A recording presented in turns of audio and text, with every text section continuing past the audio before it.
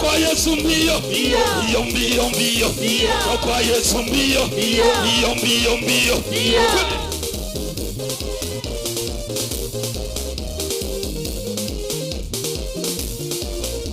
Sijaona mtu akienda mbio wewe.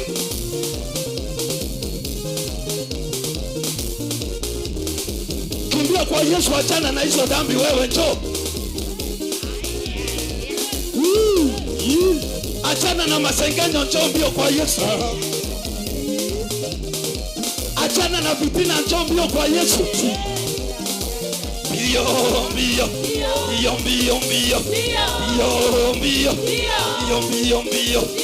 Kwa Yesu mbio. Kwa Yesu mbio. Twende.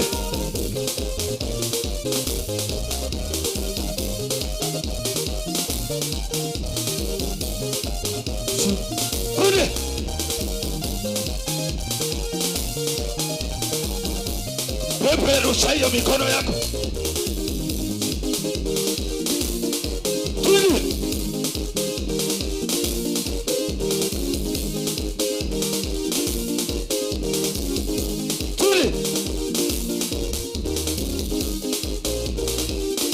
Sijaona mtu akienda wewe.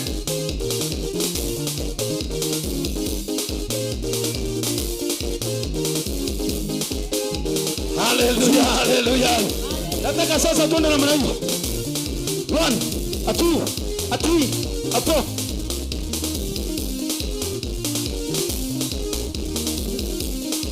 Tuende tena. 1, 2, 3, 4.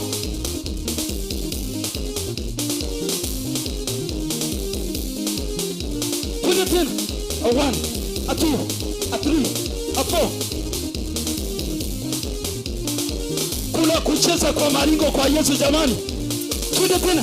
1, 2, 3, 4. Wapi shangwe na vigelegele. Weka mikono yako chini namna hiyo. Weka mikono yako chini namna hiyo. Nataka tuanze kutoka juu. Haleluya. 1, 2, 3.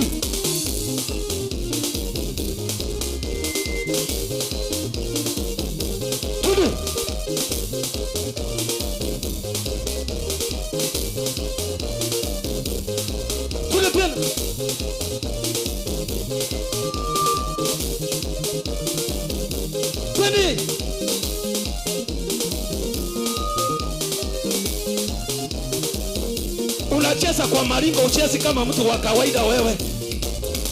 Twende. Panda juu.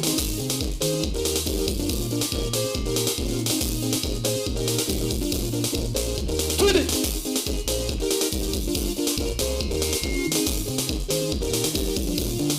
Wapi wakamba sasa, weka namna hiyo. Weka hapa. Shika hiyo gitaa mpaka iongee. Wewe sitasikia mtu akisikia hiyo gitaa kwa damu.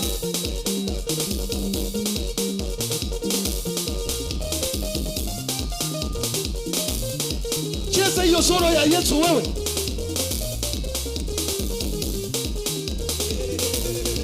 Tunakachukua chini tukipanda.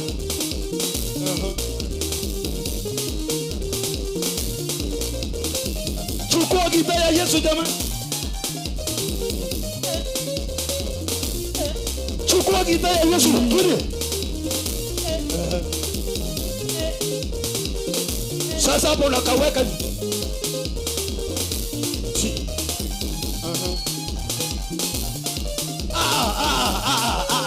Sijaona mtu wewe.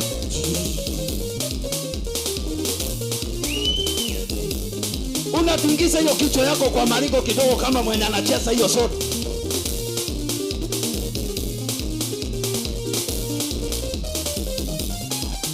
Sijaona wapi shangwe na vigelegele.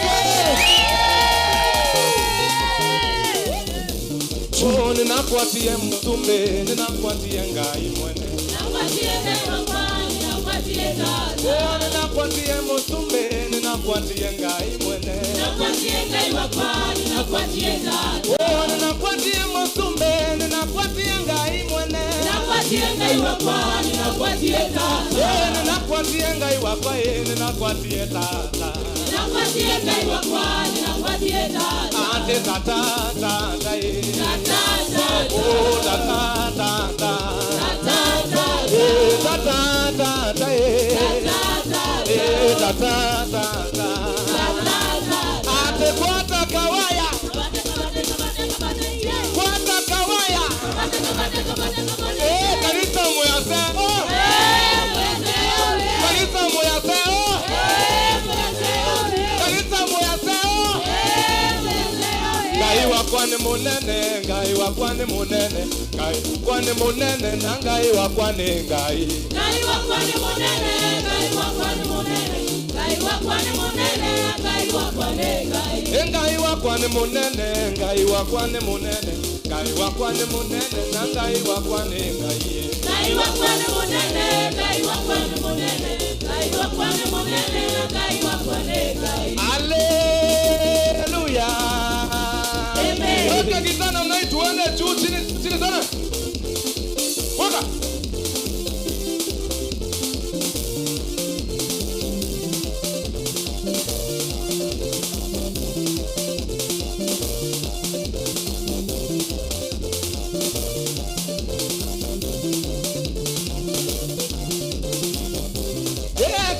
Kene chaku tatadea wote. Oh, kene chaku tatadea wote. Kene chaku tatadea wote. Tatadea wote. Ate tatadea wote. Oh, tatadea wote. Babadea wote. Babadea wote. Tatadea wote. When Jesus came down from heaven, when he landed in Israel, when there were troubles, he came down to Africa. Oh, we must praise the Lord. Praise him in an African way. Mikono juu. Nasema mikono juu. Basi shusha kwa kichwa na mabega na kiuno, zunguka kidogo. Mikono juu. Kama mikono juu. Basi twende kwa kichwa na mabega na kiuno, zunguka kidogo. Zunguka kwa maringo. Tena mikono juu. Weka mikono juu. Nasi twende kwa kichwa na mabega na kiuno, zunguka kidogo. Na kwa kichwa na mabega na kiuno, na mabega na kwa kichwa na kiuno. Wapi shangwe kwa Yesu? Gai wakwa, gai wakwa, gai wakwa wewa mare wabani, gai wakwa, gai wakwa, gai wakwa wewa mare wabarario, gai wabarario wewa mare. Hallelujah, wabarario, eni wabarario wewa mare. Oinagero, gai wewa mare wabani, oinagero wewa mare. Orogero wewa mare. Hallelujah, orogero enima wewa mare. Oinagera gai wakwa, oinagera gai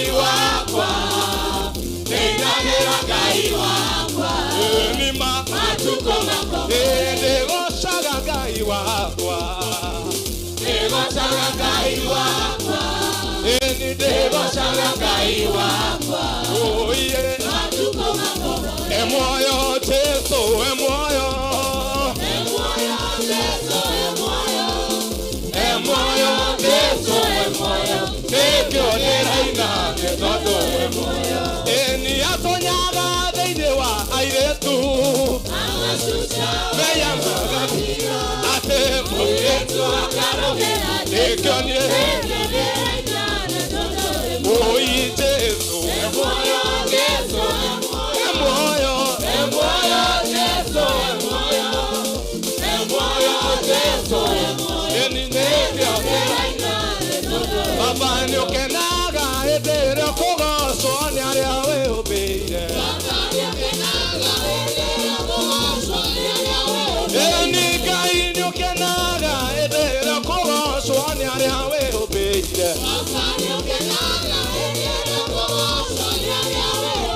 Kwanĩrĩra tuge na mũgambo Niĩ kwanĩrĩra tuge na mũgambo Tũgwĩtaga twĩthĩ nawe ũrĩ matu-inĩ na nĩũtũiguaga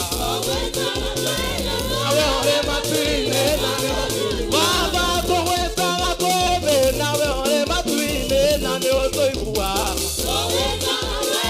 Nawe ũrĩ matu-inĩ na nĩũtũiguaga Niĩ kwanĩrĩra Oi kwanĩrĩra Ndoiga marĩtwa nĩ maingĩ mũhu Wariũa norĩa kunĩ inene Baba marĩtwa nĩ maingĩ mũhu Wariũa norĩa kunĩ inene Na niĩ kwanĩrĩra tuge na mũgambo Ĩni kwanĩrĩra Ĩni kwanĩrĩra tuge na mũgambo Twende wote sasa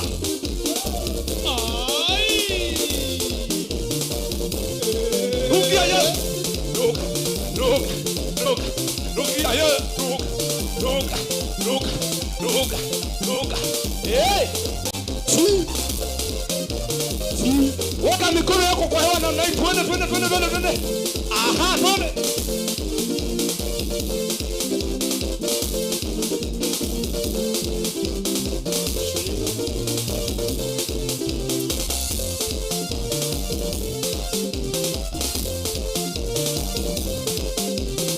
Nĩgũkena na kũgoca ihinda rĩrĩ rĩakwa Nĩgũkena na kũgoca ihinda rĩrĩ rĩakwa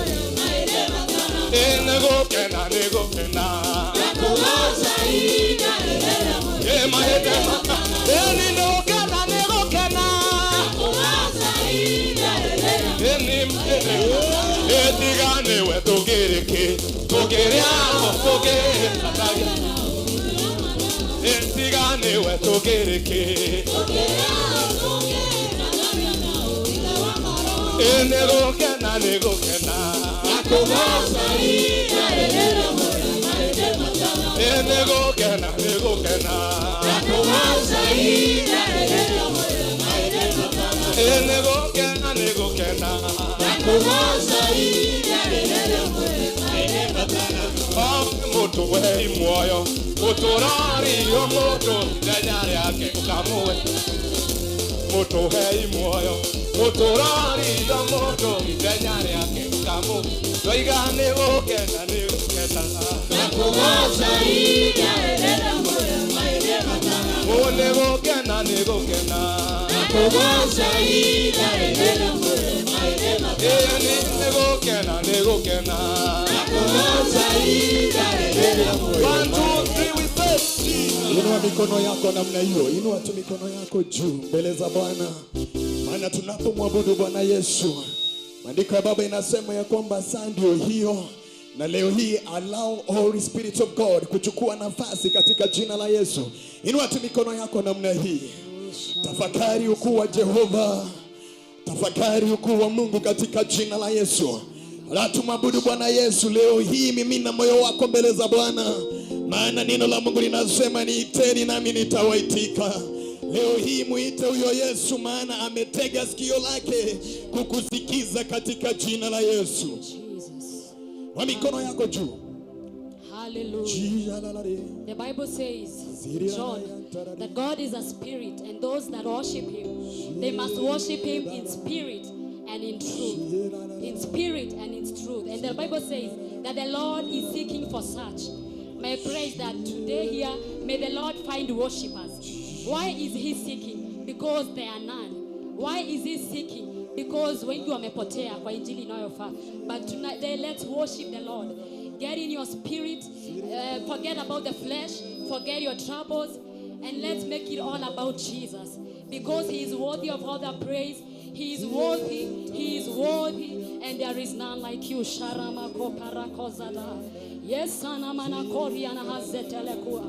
yes, Lord, you are worthy. You are holy. We join the heavens this day to sing holy, to cry holy before thy throne. Ribano Santara. Only you are God. Only you are worthy. You made the heavens and the earth by the words of your mouth. Who is like our God? Who is like unto thee? Who can be compared unto our God? Oh, Rihanna Masharapa. Father, we come to worship.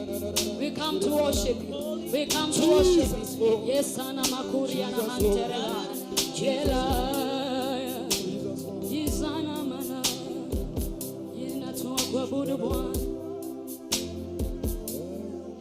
Nafsi yangu mtukuze Bwana. Sharabara.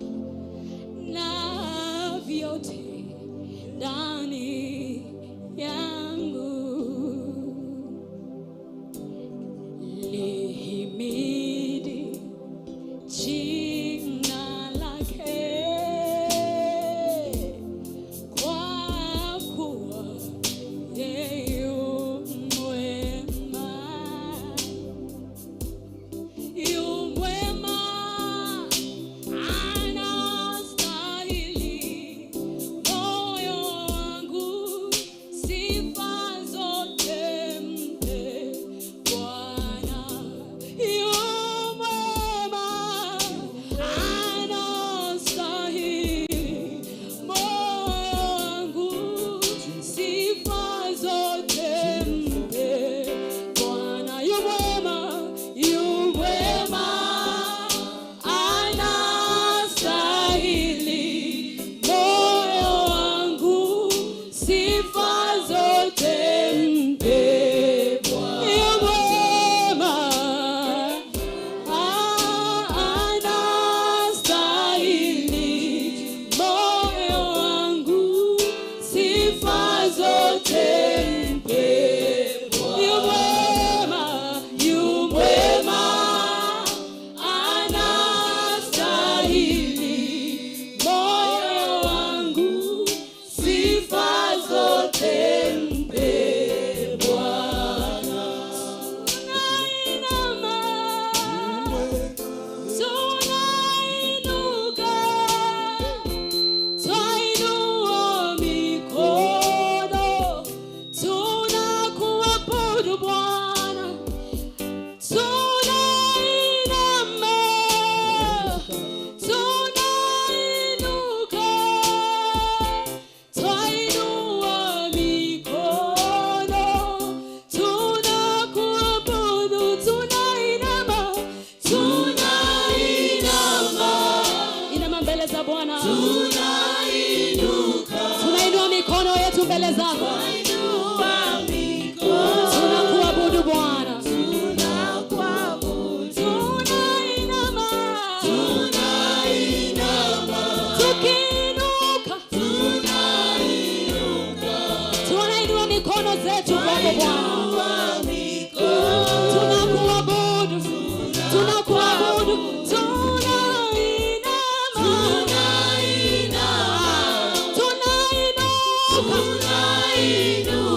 Tunainua mikono yetu kwako Bwana. Yesharabahanda.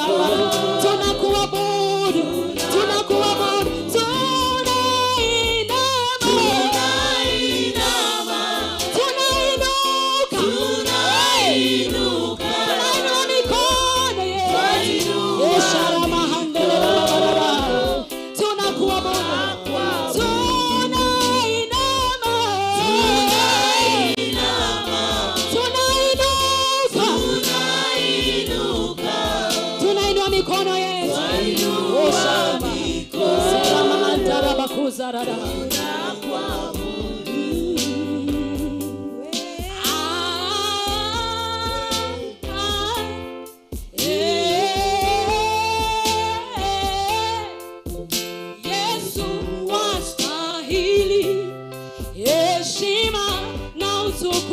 come from your heart.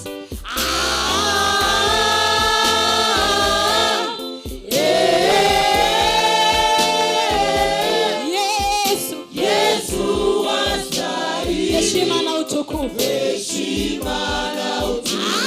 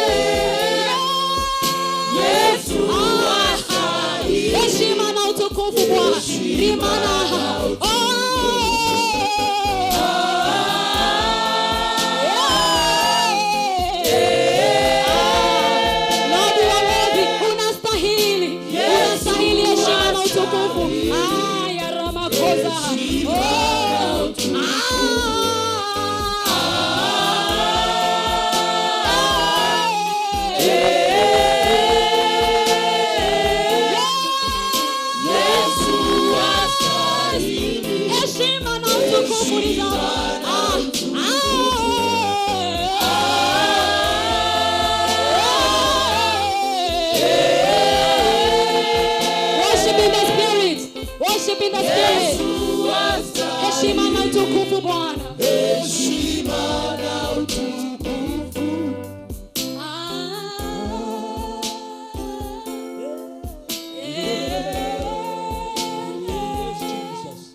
Yesu unastahili. Heshima na utukufu.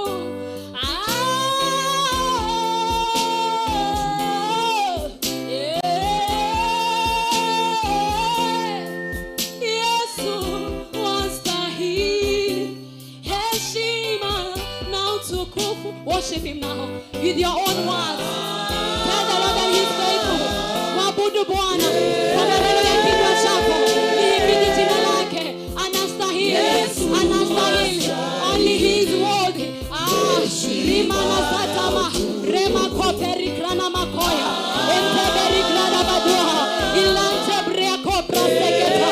Eshada baramaha. Isianteri hante baha. Heshima na utukufu. You are Yahweh. You are Yahweh. You are Yahweh. You are Yahweh. You are Yahweh. Alpha, Omega is Yahweh. You are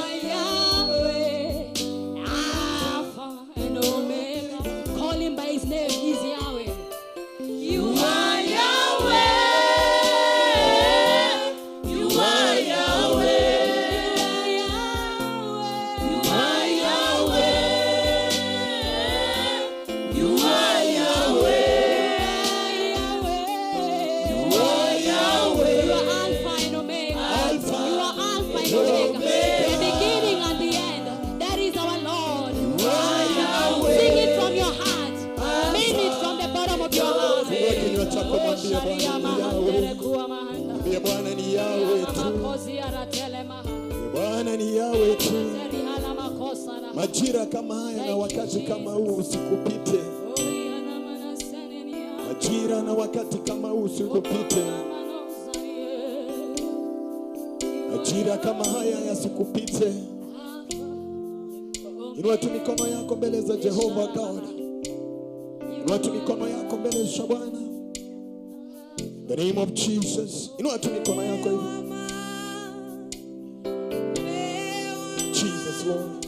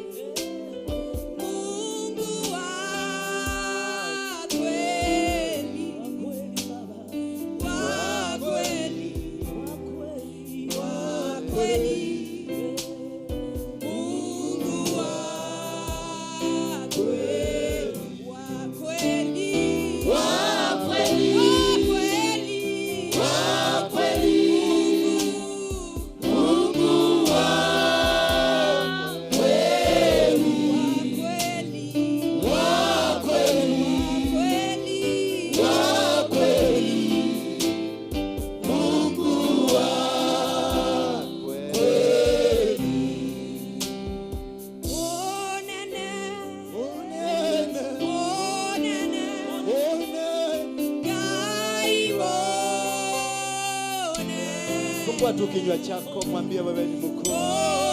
Mwele wewe munene, higura kanwa kako mwele wewe munene. Mwambie wewe ni mkubwa. Mwambie you are the King of Kings. You are the King of Glory. Mwambie we worship you. Mwambie tunakuabudu. Hakuna Mungu mwingine kama wewe.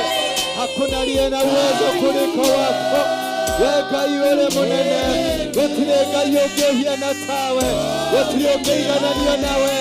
Wetireka naniyo nawe. Todore munene. Todore munene kai. Todore munene. Todore munamaki. Todore munamaki. Oyerero sondoro. Uzayara na manene. Unastahili Baba. Mwambie unastahili, unastahili. Unastahili. Uzayara na Baba vineshenderere.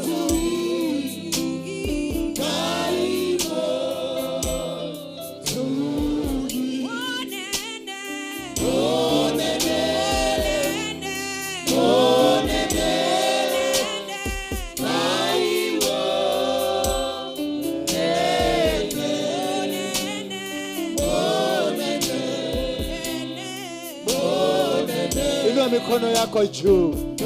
Abalalia boko makuna igoro mwerewe munene. Umwerewe tireka yoke. Wenu etoketa mweta woko. Wenu ejoketa mwishalia woko. Wenu ejoketa kweregerera woko. Wenu wega iwo tireka yoke. Wenu emudamaki wa adamaki. Wenu oto teiragia. Wenu oradi nagashi anashiako. Wenu oto radi mese. Wenu oto lirikanaga.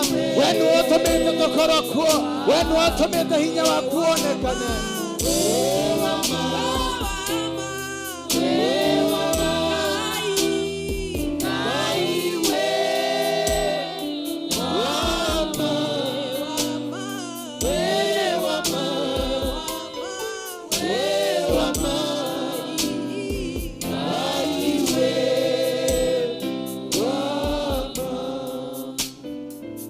Baba, katika jina la Yesu Kristo, fungua kinywa chako tunena na Mungu. Mwambie nipe nafasi Baba nyingine ya kusikia neno lako. Fungua tu kinywa chako. Mwambie I am here. Ulimwambia Isaia ukauliza who is there? Ni nani yako tayari nikambariki? Isaia akasema mimi niko hapa. Nibariki, niongoze nikatumike kama chombo. Mwambie leo niko hapa kutumika kama chombo. Just rise up and say, niko hapa kutumika kama chombo. Fungua kinywa chako. Jikabidhi mikononi mwa Mungu. Jikabidhi mikononi mwake. Wene anemoko ine mwake. Jikabidhi, mwambie I am here, I am here, I am here Father. I am here, oh Lord.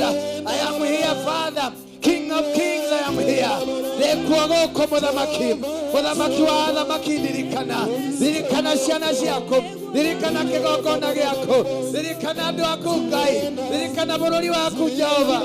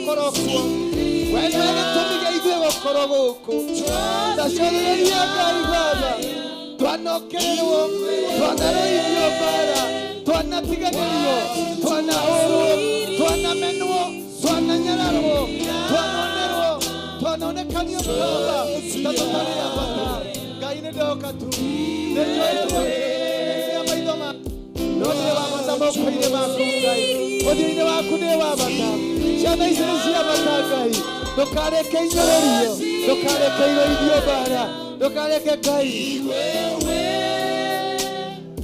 wajua siri ya machozi haya, ni wewe wajua. Mshike mwenzako mkono. Huyo mwenye yako karibu na wewe mshike mkono. Mshike tu mkono, ushike huyo mwingine na huyo mwingine tushikane. Mshike mkono tu. Mwambie Yesu, ulisema mahali kuna wawili ama watatu kwa ajili ya kusanyiko lako na mimi nawe upo. Mwambie niko tayari kutumika kama chombo. Niko tayari kutumika. Mwambie wakati wangu wa kutumika ni sasa. Mwambie wakati wangu wa kutumika, niongezee basi kidogo. Mwambie wakati wa kutumika. Yes, Lord. This is the time. Yes, Lord. This is the time. I'm ready, Father. Yes, Father. I am here to be used as a vessel. Ndio Baba. Alimwambia Jeremiah, kabla hujazaliwa nilikujua. Yes. Hata nikakutenga, Yes. nikakuweka wakfu, kisha nikakumwagilia mafuta. Yes, Lord. Ndio kuwe nabii kwenye mataifa. Ndio Baba. Jeremiah akamwambia Mungu, Yes. mimi ni mtoto, sijui niseme nini. Yes, Father. Mungu akamwambia kutoka leo, usirudi kusema mimi ni mtoto. Ndio. Sema mimi ni mtumishi. Yes. Akamguza mdomo wake, Yes. akatia maneno yake, Yes. na akamwambia utalisema nitakalokuambia. Yes. Na akaweka miguu yake nguvu, akamwambia mahali popote nitakutuma utaenda. Mwambie Mungu niko tayari. Mwambie tufungua kinywa chako, mwambie niko tayari. Niko tayari. Mwambie I'm ready, Father. ready. I'm ready to see. I'm ready to walk. I'm ready to say. Niko tayari. Mwambie nimechoka. Nimechoka kurudishwa nyuma. Nimechoka kurudishwa nyuma. Nimechoka kuwa kila siku ninarudia kile nilifanya jana. Mwambie Baba, sasa ninataka kwenda. Ninataka kwenda. Ninataka kwenda. Ninataka kwenda. Ninataka kwenda. I am ready now. Mwambie I'm ready now. Niache Yesu, fanya ibada ni kuabudu Bwana. Fanya ibada ni kuabudu. Chini ya pendo lako nitumie. Mwambie niko tayari. Mwere ndihariirie riu, nindihubite matonyo, nindihariirie thabari, ninjikirite iratu cia thabari, ninjoya matharaita. Mwambie nimechukua silaha zote, nimeshika silaha zote, sasa niko tayari. Mwambie niko tayari kutumika. Mwambie sasa I'm ready. I am ready to be used. Fungua tu kinywa chako, mwambie I'm ready to be used. Wakati wa kutumika ndio huu. Sina mzigo utakao nizuia. Mwambie Mungu, sina mzigo utakao nizuia. Mwambie nimeweka mizigo chini. Mwambie nimeweka mizigo chini. Mwambie nimeweka umang'aa chini. Mwambie nimeweka vyote nilivyokuwa nimebeba, vyote nimeviweka chini. You alone, God. I am waiting for you. In the mighty name of Jesus Christ, I glorify your name, Father. You are Jehovah, Jehovah Nissi, Jehovah Elohim. You are our Master, the King of Kings, the King of Glory. You alone we worship. You alone we desire to walk with. You alone, you are seated on the throne, watching over us, just to prosper us, to make us better, to make us special. Because we are your children. We are your people. We are your sons. Forgive us all that we have done. Forgive all the sins that we've done, knowingly and unknowingly. Father, your mercy be upon us. Guide us and prosper us. Take us to the next level of understanding, that we may be able to be called victors, winners, and conquerors. For it is in Jesus we do pray. Somebody say amen. You can be seated. Keti kwenye kiti chako cha muujiza. Mungu wa mbinguni awabariki. nibalansie tena hiyo ikuwe tena mzuri. Tuweze kubarikiwa pamoja. I know we are all blessed. Na najua tuko hapa kwa ajili ya baraka. Tulisema this is a Sunday to activate. Sema Sunday ya kuactivate. Sijui Rosi unajua kuactivate ni nini? Najua tunaongeaga Kisugumigi, labda huelewagi. Unajua kuactivate ni nini? Ni nini? Nani anajua kuactivate ni nini? Ni Sunday ya kuwakisha moto wako. Bwana Yesu asifiwe sana. Mwambie huyo mko na yeye karibu, hii ni Sunday ambayo muujiza wako utaanza kufanya kutoka leo. Walikuzima na wakawacha umezima, mumeharibu baba. Walikuzima wakaacha kama mmezimika, lakini sasa utawakisha. Mshumaa wako utawakisha. Nguvu zako mpya zitaonekana, zitajidhihirisha, maana this God is faithful. Bwana Yesu asifiwe sana. I want to promise, nataka kuahidi neno siku ya leo ya kwamba this day, sema this day. Kama hujui Kisungu usiseme, sema this day. Wewe umesema this day, unajua Kisungu? Hiyo ni kusemaje? Ni leo. Kaado umete. Leo, mwambie mwenzako leo. Mwambie mwenzako leo kumebadilika. Unajua walikuacha jana ukiwa umeisha. Did you know that? They left you down. Walitoka wakasema wacha tuone kule kataenda. Wacha tuone kama katafaulu. Wacha tuone kama katavuka. Lakini nataka nikwambie siku ya leo. Leo. Mwambie mwenzako leo. Leo obode oyo. Leo.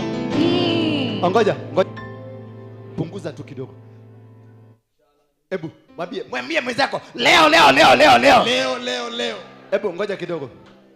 Kama hafanyi hivyo, ujue yeye ndiye amekuwa akikuendea. Angalia mwenye alikuwa next to wewe. Kama hakufanya kitu, yeye ndiye anauliza unaenda wapi. Mwambie leo. Obodi huyo. Leo ndio shetani anaondoka. Ndio mipango ya waganga inaondoka. Leo ndio mipango ya walagari inaondoka. Illuminati wanaondoka. Magee wanaondoka. Umaskini unaondoka. In the name of Jesus. Yes sir. Hata mujui. Weke hapo sasa, punguza kidogo tu. Main punguza tu kidogo. Uko karibu sana. Uko karibu. Tumeona leo. Yes. Hiyo maneno mnakuanga nayo inaisha wapi? Hapa. Hallelujah. Amen. Bwana Yesu asifiwe sana. Amen. Hebu mpatie mwenzako high five. Umwambie leo ni leo. Leo ni leo. Omothe daimono. Mwambie omothe daimono. Omothe daimono. Wakoroi itireciatekera guthie. Sema kama daimono. Kama daimono hazijakubali kuondoka. Wewe ndio utaondoka. Haleluya. Maana nani aliita daimono kwako? Ni wewe. Basi kama daimono haziondoki, wewe ndio utaondoka. Lakini hatutatembea na mandaimono tena hapa. Hatutatembea na wachawi hapa. Hatutatembea na giza hapa. Hatutatembea na warogi hapa. Share. Sheigana. Enough is enough. If I die, let me die. But we are not going to entertain the devil. Yes. We have entertained the devil too much. We have allowed the devil too much. Yes. We have allowed this mediocre too much. But from today, mwambie mwenzako hivi. Fanya hivi. From today, this is my position. This is my position. Mwambie ni position yako. This is my position. Thank you Jesus. Digidhia wana. Niachie ujiga. Si ujiga, mimi nisema wana. Wewe na wewe. Acha kutuletea uluya hapa. Digidhia wana. Hajui. Hajui. Yes. Niko mpya. utoto. Yes, we can never be babies forever. In the name of Jesus. Hello. Yes. The ministry has grown. We can never be babies forever. In the name We of can Jesus. never be speaking the same language In the name of forever. Jesus. We can never be walking the same In the lifestyle name of forever. Jesus. We can never be in the same position In the forever. name of We must Jesus. make a move. We must make a decision. In the name We of must Jesus. make a way. In the name of Jesus. Yes. Ate totore hamwe tuhura mark time. Ate todo waku. Uh-uh. Todo wenu weke. Wewe kale gani? Kwani wewe ndio nani? Wewe ndio unafanyanga kunyese? Zuia mvua. Shalari. Hello. Yes. Ate dole korogosho. Jikaraga kama kauraga. Uga netwarega. Etwarega. Uga netwarega muthe. Ligo ikara nyumba ngiuraga. We must say no to the mediocres, to the hypocrites, to the devil worshippers, Yes. to the devil agents. Yes. Katuko turatemu. Uh-huh. Wairimu. Togo toro ginyari. No. It has come to an end. Yes. Mwambie mwenzako it is the end of it. It is the end. Na kama hujui Kisugu niambie nikufundishe Kisugu. Uh-huh. Hiyo maisha ya umasikini, Kwa jina hiyo la maisha ya mateso, Nakataa. hiyo miguu yako ulifungwa, Nakataa. hiyo maneno walikuweka Nakataa. kutoka leo. Ate matora wewe ni masikini. Ani hakuna story ingine wanakuoga nayo. Ni venye kwako hakukuliwi jana. Ni venye kwako watoto wako wamelarukiwa matina. Ni venye kwako watoto wamefukuzwa shule. Tumekataa. Ni venye kwako yani hauna peace. Yani wewe wanakujua wewe ni mgonjwa kila siku. You are a sick person. Wakiona kagari kamepita wanasema gari kogerangania atwarwa thibitari. Leo nimekataa. Leo it is the end of it. Yes. In the name of Jesus. Mere ni makinya mwisho. Makinya mwisho. Nduguturorotaga. Nduguturorotaga. Tuhejira tuthie. Yes. Yes. Oh, yes. Aroti meko. Aroti hatirimu. Aroti muroti. Nduguturo tithagia. Yes. Acha ukira tuthie thabari. Okera woye kibanga. Chukua silaha. Tuende. Yes. Hatutashinda ati tunaota. Ati ndotire. Ndarikia kurota ri. Kaunda rurere kiroto. Hapana, wakati wa kutaona kiroto Imeisha. sasa ni kuenda safari. Yes. Kama haukushika kiroto, Yes. wewe out. Yeah. Thank you. We can never entertain nonsense forever. Yes. Hello. Hello. Hello. We can never entertain nonsense forever. Yes. We can never entertain childish forever. When I went to school, those days when school was schools, tulikuwa tufanya nini? Wangapi waliambiwa fanya hivi? Inua mkono kama uliambiwa fanya hivi. Kumbe nyinyi ni wazee hivi. Nilikuwa nafikiria ni nilikuwa mwete ya huko. Hebu fanya hivi venye ulifanya. Hiyo ndio ilikuwa kitu ya kukuigiza nursery. Alafu unapatiwa maziwa ya UHT, si ya Nyayo. UHT. Kara ya orange. Yes. Bwana Yesu asifiwe sana. Amen. Na tulikuwa tunaenda na kikombe. Bwana Yesu asifiwe sana. Mimi nilikwenda na kikombe na ugali kwa mfuko. Maana kuna maziwa. Hello. Hello. Sasa nikafanya siku moja makosa. Venye nimezoea shule kubeba ugali kwa mfuko. Nikakuta nyumbani wanapika nyama zilikuwa moto moto. Nikachukua nyama nikaeka kwa mfuko. Wacha sasa inichome. Sasa nilikuwa naenda hivi. Maana lini nilianza kurudi nyuma. Venye imenichoma, nikafanya mguu hivi. Venye nafanya hivi inanishika kabisa mpaka nikapiga nduru. Wakati wa kupiga nduru, uachane na ujinga. Yeah. Imefika. In the name of Jesus. Yes. Wangapi wako tayari sasa kuondoka? Amen. Yes. Mwambie mwenzako niko katika wana.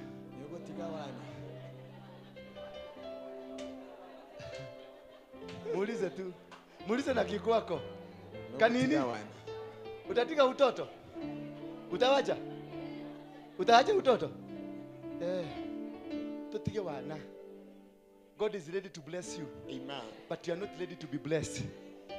You are still eating nani? Eta kwa tia goja goto. Murato rugithia goja goto. Yes. Ate tutore gukuna goja goto. Kore waruga goja goto. Goja goto yari ki? unga na nini na viazi. Unga na viazi. Kumbe ulikuwa una ujinga mingi hivyo.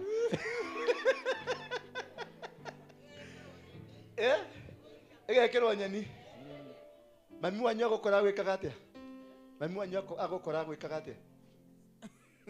Ekatia. Agokora urugete kuja gutu. Niĩ ndiarugaga nĩwe warugaga. Nĩ nyina warugaga. Rekio ciragia no nyina oĩ kũruga. Wow. Asante. Thank you very much. Church, thank you very much for agreeing to answer safari. Ile safari ilikuwa ya watoto. Ile safari ilikuwa ya utoto imefika mwisho. Umesikia? Yes. Koki umesikia? Umesikia? Tumeingia juu ya lami. Tumeingia nini? Juu ya lami. Tumeingia juu ya lami. Na wacha nikwambie kama mtaona mtu mbaya ni mimi. Ni mutire mwanya na hau hage. Ngai nĩ aranjĩtĩkĩririe. Akanipatia ni kioto. Niliona amenivalisha nguo mrefu ya blue. Na akanipatia upanga. Na akaniambia nimekupatia ruhusa kutoka sasa. Yes.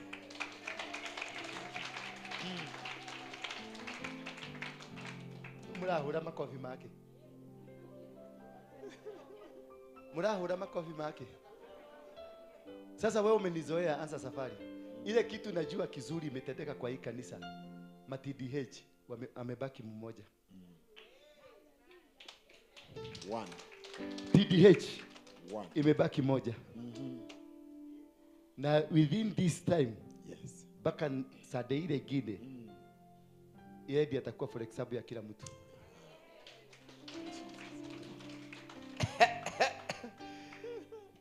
Karibuni sana watazamaji wetu. Wale wanatutazama kutoka UK, America, Australia, kina Dongo. Kutoka Dubai, Qatar, South Africa. God bless you for being with us. Thank you for being a blessing to this ministry. Thank you. People in Kenya, diaspora ya Nairobi. Najua wale wako nje ya Nairobi ni diaspora. Wale wako Kisumu, Kisii. Wale wanatazama kupitia mitandao mbalimbali. I'm happy for you. I'm happy for your comments. And I'm happy because I am happy. Am I happy? Kuna kaipo tulikuwa tunaiba I am happy. In Jesus' name I'm happy. Hey. Because you are taken away my sins away. I'm happy, so happy today. I am happy. So happy. Hey. Tele. Makofi. Tele. Pa. Because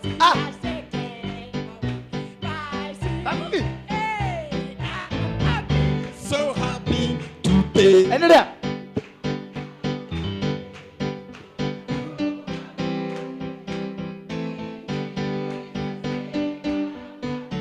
because he has taken away my sins away. I am happy, so happy today. Because today. So happy. In Jesus' name I'm happy because he has taken away Anokorodo my elego. sins away. I'm happy, so happy today. I am Happy. In Jesus' name I'm happy because he has taken away my sins away. I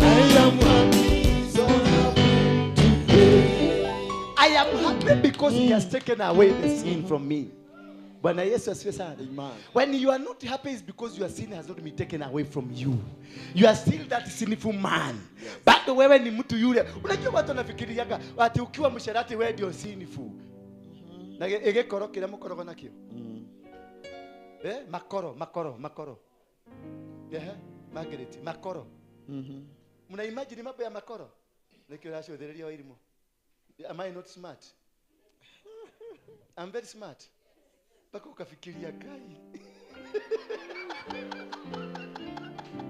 Leo yana rekoro Jehova no haruruke maida ile tamaya. Yes, I'm always smart. Amen. And I like a very beautiful church. And a very beautiful people in the society. Habari yako? Yes. How are you? How have you been? What is the problem? Nothing. I'm just enjoying. You're just enjoying life? Yes. Okay. Continue enjoying. Baba, can you say? I want to help you today. Because you have lived in a stigma. And this stigma, you are not able to come out of it. Imekushinda. Because you are introduced. And it's so difficult for you to come out of it. You know it. It's a secret thing. Ujui? Kabisa. See me in the office. I don't want you to be embarrassed. Bwana Yesu asifiwe sana. So, what I'm trying to teach you today, tufundishe, yani niko na furaha sijui imeshi, nibaka najaribu kujicool down, kujirudisha ndio tuweze kuenda pamoja, because naona nyinyi bado mko na kewaru na mimi niko na raha, niko way above. Today nataka tuangalie how to activate godly kingdom in your life, how to activate the blessings of God. Habari Nancy? Simama juu, salimia watu, just wave them. Nancy ni mtoto yangu, one of the many children. Ndio huyu mwingine. Huyu mnamjua? Mnamjua? Kwa hivyo hakuna story mpya hapa. Nataka ile inakuwa na story mpya kana ndio story jero. Wanakujua. Activating godly kingdom. What are the factors that lead to you not in the kingdom of God? Ni nini, ni mambo gani, ni vitu gani ambazo zinafanyika zinakuigilisi, zinakupeleka mpaka unakuwa you are not in the kingdom of God? That is the factors, ndio tutaangalia mwanzo, alafu we look at the factors how to connect yourself, because I need to tell you what is this that holds you captive. Ni nini kimekukamata? Ni nini kilikushika? Ni nini kilikuweka katika matatizo ambayo uko nayo? Bwana Yesu asifiwe sana. Then from there we are going to activate everything and I'm going to connect you, because tunakata stima ya Kenya imetoka wapi? Entebbe. Ni Kampala ama ni Entebbe? Uganda, si ni Uganda? Stima ya Kenya imetoka Uganda. Wakikata kule at source, Kenya mzima inaenda blackout. Bwana Yesu asifiwe sana. So ninataka nikuelezea source iko wapi? Source ya shida yako ni gani? Alafu kutoka hapo tukate hiyo waya. Tutakata nini? Hiyo waya. Tukikata hiyo waya kutoka leo, ukikosa kuendelea kuchange maisha yako, umenyewe we tikoyorogeto, nikoregoregeto. Unajua kuna watu Mungu amewakataa. Unajua kuna watu wanakuwa wamekataliwa na Mungu. Kama nani? Sauli hapana, hakuwa amekataliwa na Mungu. Kaini hakukataliwa na Mungu. Esau, one I love, one I hate. Lakini Sauli ni Mungu alimpeleka mpaka kwenye kiti. Si ndio? Ni Mungu alimpeleka, alikuwa anampenda. Kaini hata alijenga city. Si alijenga city. He built a city. Can you build a city when you're not blessed? Hata kama alifanya mambo baya, lakini he built a city. Bwana Yesu asifiwe sana. So God, there are people that the people that God hates wamezaliwa kutoka kwa tumbo, wako na hiyo manuks. Kwa hivyo tukikuombea leo ukose uone this thing did not work, umenye tidwe ona tikoma. Umenye tike tidwe ona tike tikoma. Wewe ndio utafute sasa solution ni gani? Maana tumejaribu yetu yote na imeshindikana.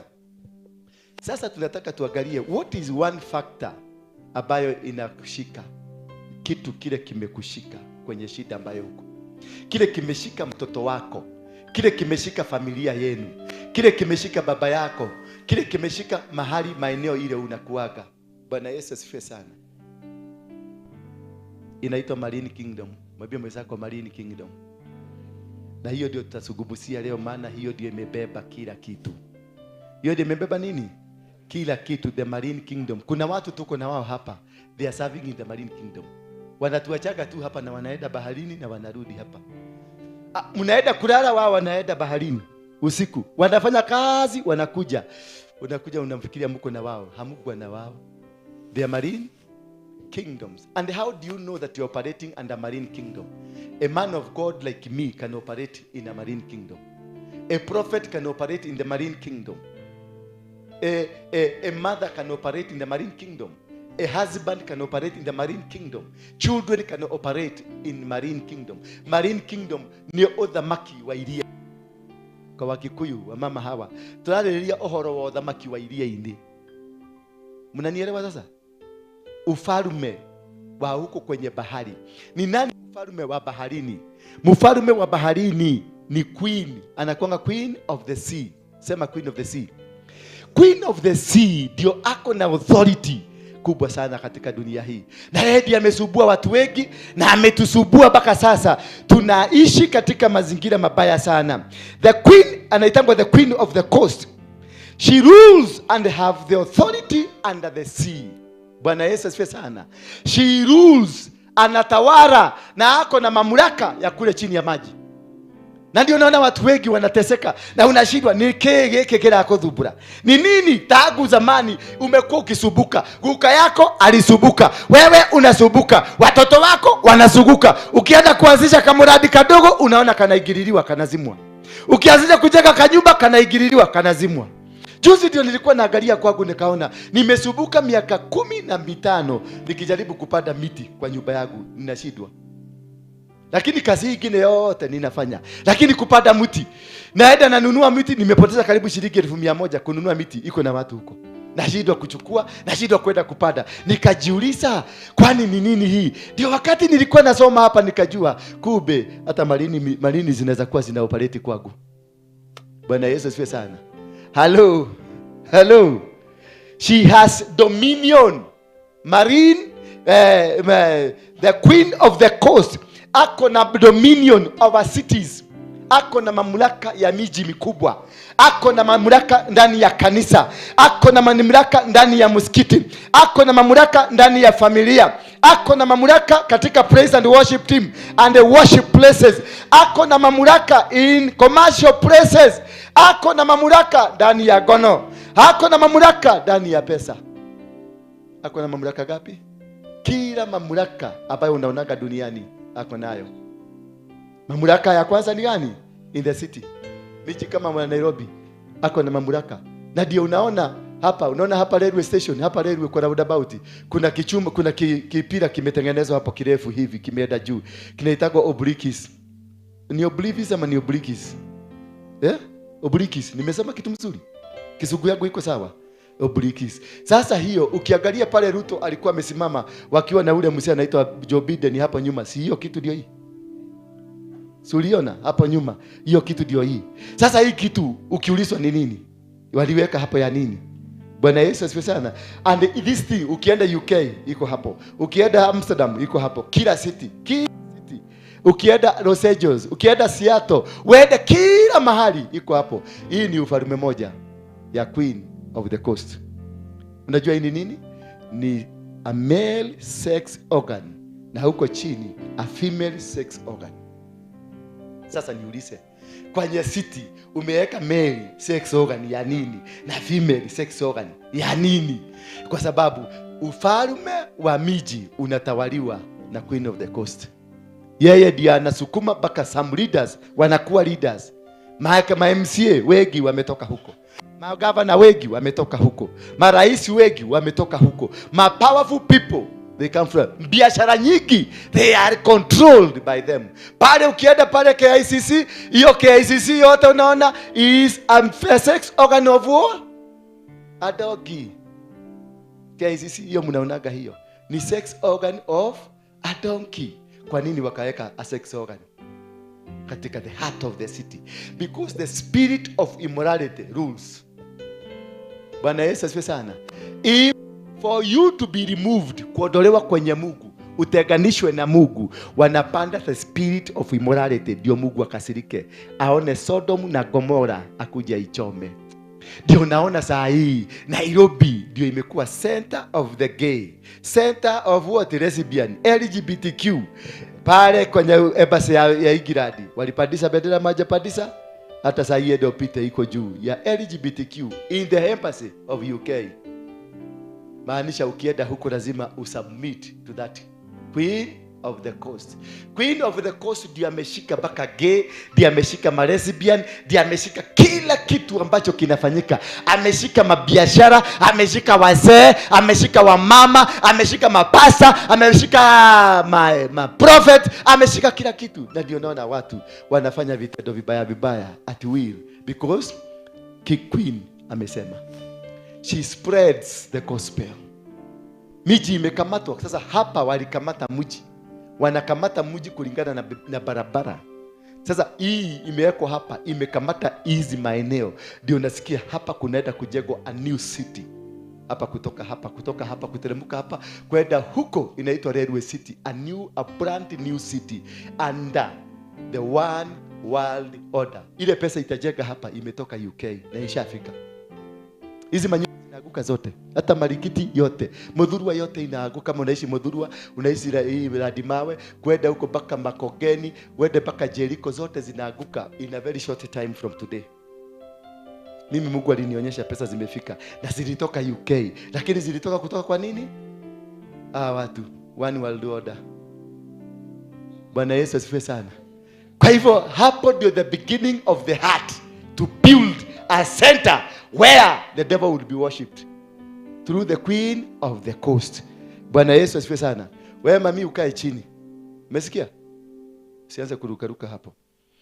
In the cities wamekamata. At the same time wamekamata makanisa. Makanisa mengi sasa. We are either leaders of the gay community or the lesbian community. In many churches we are Illuminatis. In many churches we are devil worshippers. Lakini we come here to church. Wengine wameenda hapa Westland. I told you that kuna wakati niliwaambia hiyo kitu iko pale Westland. Kule mapasta wanaenda kupeleka sadaka kama hii, anaenda anabadilishwa pesa. Bwana Yesu asifiwe sana.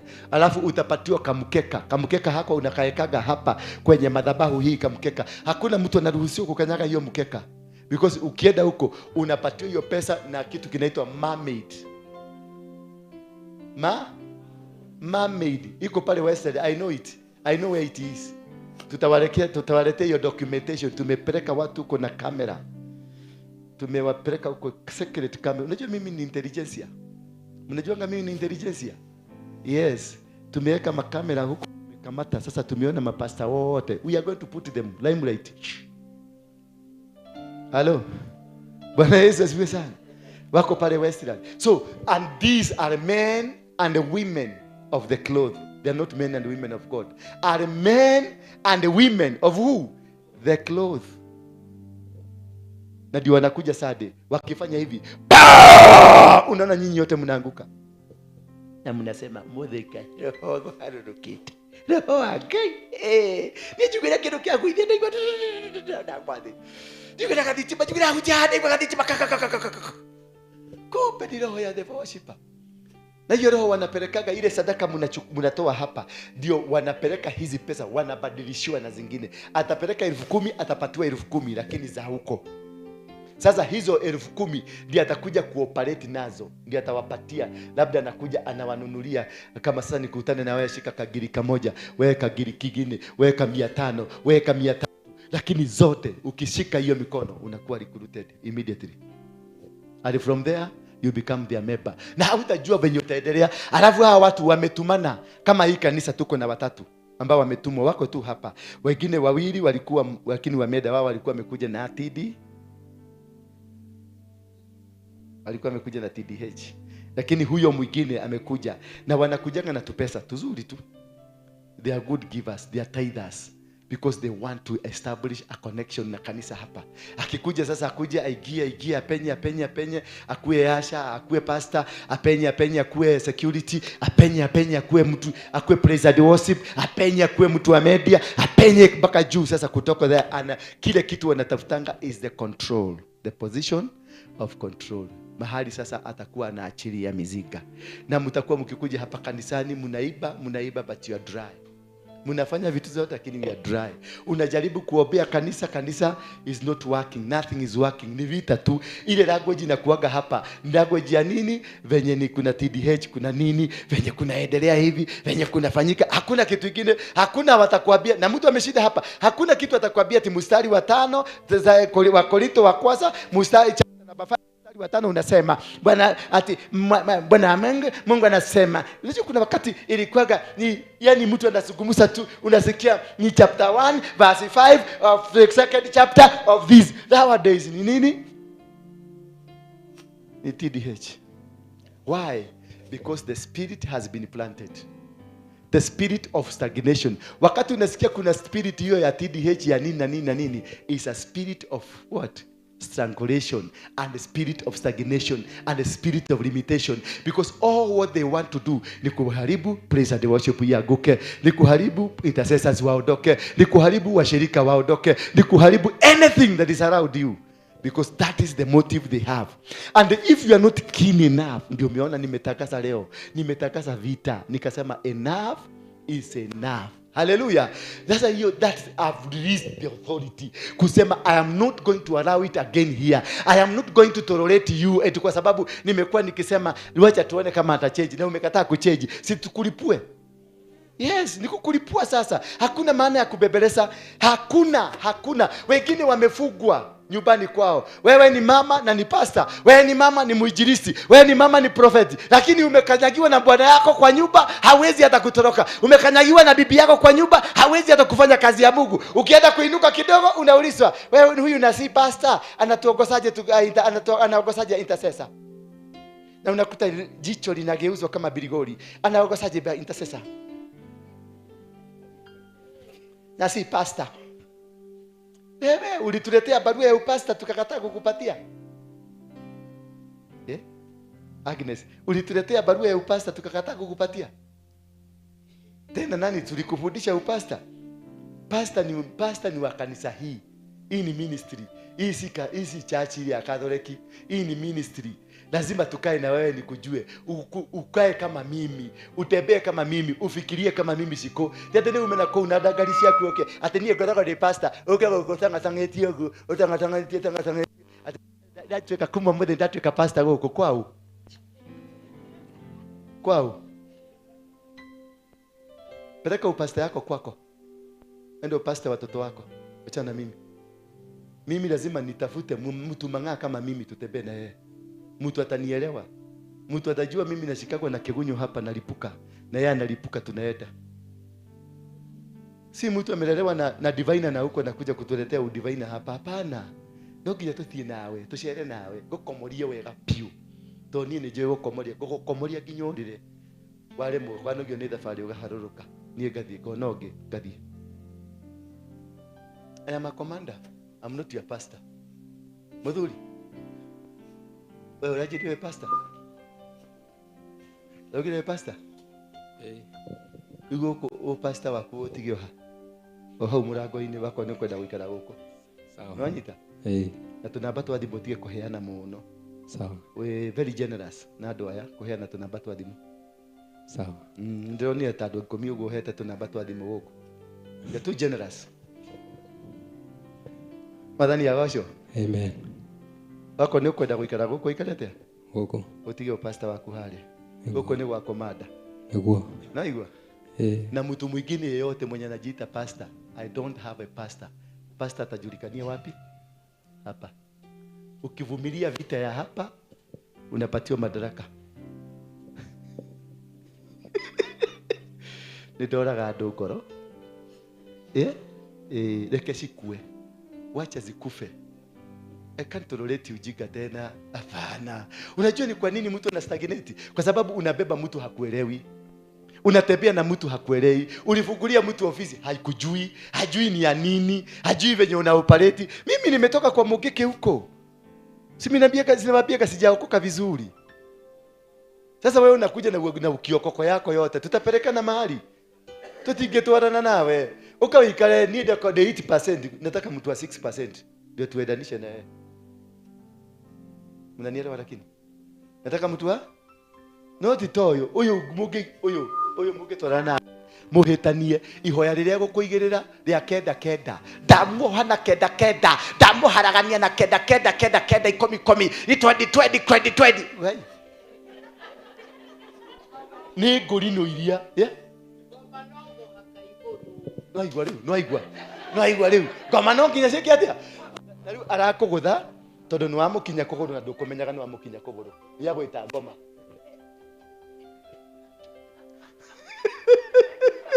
na egukuhoera ihoya riretwo kenda kenda ni mui kenda kenda ni ndui munajua kenda kenda ni nini oi ni mui uyu ukaha Malaika Mikaeli aruke aruke akwanange utake imagine wena mundu toyo alafu wena riri wena matidi hichi tafote maihurite ha matidi hichi maikarite ha no ni muhonoku agathira na haya matidi hichi arenda mehere ni kenda kenda kurekereria kenda kenda kenda kenda kenda kenda kenda kenda kenda kenda kenda kenda kenda kenda ukaigwa ni muthikite andu ta 10 ni ngorire cia garu akiwa ni wa Illuminati au Freemasoni.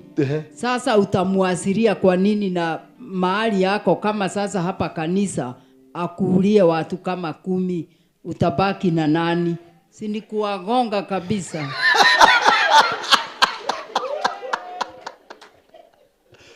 Ni kuwagonga? Gai. Andũ Ngai matiagethira. Wewe umeokoka? Wewe umeokoka? Nimeokoka. Uliokoka lini? 1992. 1992. Uliokoka kutoka kwa nini? Kwa Wakorino. Uliokoka kutoka kwa nini? Ndio uokoke. Ulisema Bwana Yesu? Nilikuwa wa Catholic. Lakini ulikuwa mtendaji wa dhambi ndio uokoke. Ndio nikatokeo na roho ya Mungu. Ndio uokoke? Ulikuwa mtendaji wa dhambi. Sasa ndio ukatubu dhambi. Nikatubu dhambi. Ukaokoka. Nikaokoka. Sasa nikuulize, ungeuliwa siku hiyo kwa sababu ulikuwa unatenda dhambi, saizi ungekuwa wapi? Singekuwa hai. Thank you. Thank you. So in churches they have taken control. Wamekuja na wakikuja nitawaambia wamekuja na njia gani. Wamekuja na mikakati, wamekuja na njia tofauti tofauti, na hizo njia nitakuelezea. Kwenye misikiti wamekamata, ndio unakuta watu wanaitwa Ibrahim Joroge, ndio suicide bomber. Wale waligoga pale Dusuti walikuwa wanalo kweli? No, hawakuwa wanalo. Walikuwa Ibrahim Mugabi. Mwingine alikuwa Asman Karioki. Mwingine alikuwa Mohamed Abdul Muragori. Ndio walienda kulipua. Sasa unaona wameigiza nini? Wameigiza kadani ya misikiti. Sasa mnasemeka Waislamu ni wabaya, Waislamu ni materrorist. But there is a cartel. Hapa imetoka wapi? Kule kwa baharini. Bwana Yesu asifiwe sana. In marriages unakuja ndoa inaanguka, kumbe mama ni mermaid. Uko na bibi lakini anatokaga na kuaje hapo. Wewe unafikiriaga umelala na bibi hapo na alienda. Uko na mzee lakini mzee aliondoka na akaenda kwa bahari, anarudi asubuhi. Bwana Yesu asifiwe sana. Na unafikiria umelala na mtu hapo, kumbe ulilala peke yako. Ndio umelala unakuta upande hii yote uko baridi, man akiumati kile yako huburia. Uhurito ni kahe tondu atigiri akugandia nigetha uikare we mugandu. Bwana Yesu asifiwe sana. Halo. Ukiona mwanamke amekuja hapa amevaa vizuri, amekaa vizuri, hujui. Angalia kwanza, ukiona vielea, ujua vimefanya nini? Vimeudwa. Chema chafanya nini? Na kibaya chajitembeza. Kwa hivyo not everything that you see with your own eyes is glittering is gold. Count again. Angalia, maana kwenye ndoa zimechukuliwa. Wamama wako huko walishika kamzee kama mimi, kamzee kama Mahaka. Kamekuja kimama, sorry let me use you a bit, lakini siko ubaya. Duka kana ule ali hono kumatenda ako ni muditagira kuhudia no karo. Nikenda kwaria indeto cia itheru. Ni akudakarira. Sasa unaona mama kama huyu amekuwa mke wangu lakini agent ametumwa Why? Amekuja ameambiwa kana yeye for life. Make sure anything that is in him will never come out. Bwana Yesu asifiwe. Kwa sababu kabla sijazaliwa walijua. Kabla sijazaliwa walijua mimi ni nani. Kutoka siku hiyo nikaletewa mama kama huyu. Na mama kama huyu akatengenezwa purposely to deal with my gifts. So walianza kunishughulikia nikiwa mtoto. Walianza kunishughulikia kutoka kitoto nikaanza kukua. Wakajaribu kuniua, wakasababisha mama yangu atake kutoa tumbo, ikakataa kutoka. Akasababisha baba yangu akakasirika, akapiga mama yangu ndio tumbo itoke, ikakataa kutoka. Nilipozaliwa karibu nikufe, nikapona. Nilipokuendelea nikapatana na accident, nikapanda, nikipatana na mashida. Walipoona nimeepuka hizo zote, wakaniletea huyu. Sasa huyu namuitanga darling, the flower of my life. Hallelujah. You're so nice, you're so beautiful. I love you. Kupe ni kenyoka wikaraga nakio. Getulite kimeka sure anything that God put in you will not succeed. Bwana Yesu asifiwe sana. That this demon, it is a demon in form of a human being living with you. Your own daughter can be that demon. Your own son can be that demon. Your own mother can be that demon. Your own shosho can be that demon. Watu wengi sana hapa wameintroduce kwa uabudu wa shetani na mashosho zao. Bwana Yesu asifiwe sana. Most of you hapa kuna watu wako wamewekwa hiyo mitego na parents, wamewekwa hiyo mitego na wazee wao, wamewekwa hiyo mitego na mabibi zao, wamewekwa hiyo mitego. Katoto kama haka kanaweza wewe ni katoto mani mama. Ni msichana. Kasichana kama haka unaweza kufikiria unaona ni kamsichana tu kazuri, kametulia hapa, kamekaa hivi, ni kanaenda biguni. Kumbe ni agent mkubwa, ako na rank, ni deity. Yeye ni deity. Being a deity, you are somehow like a god. You are like a God given the responsibility. Uko na power na uko na authority ya kufanya mamabo, ya ku make sure kama unaenda hapa uko Mombasa Road una cause accident ya gari kama 20.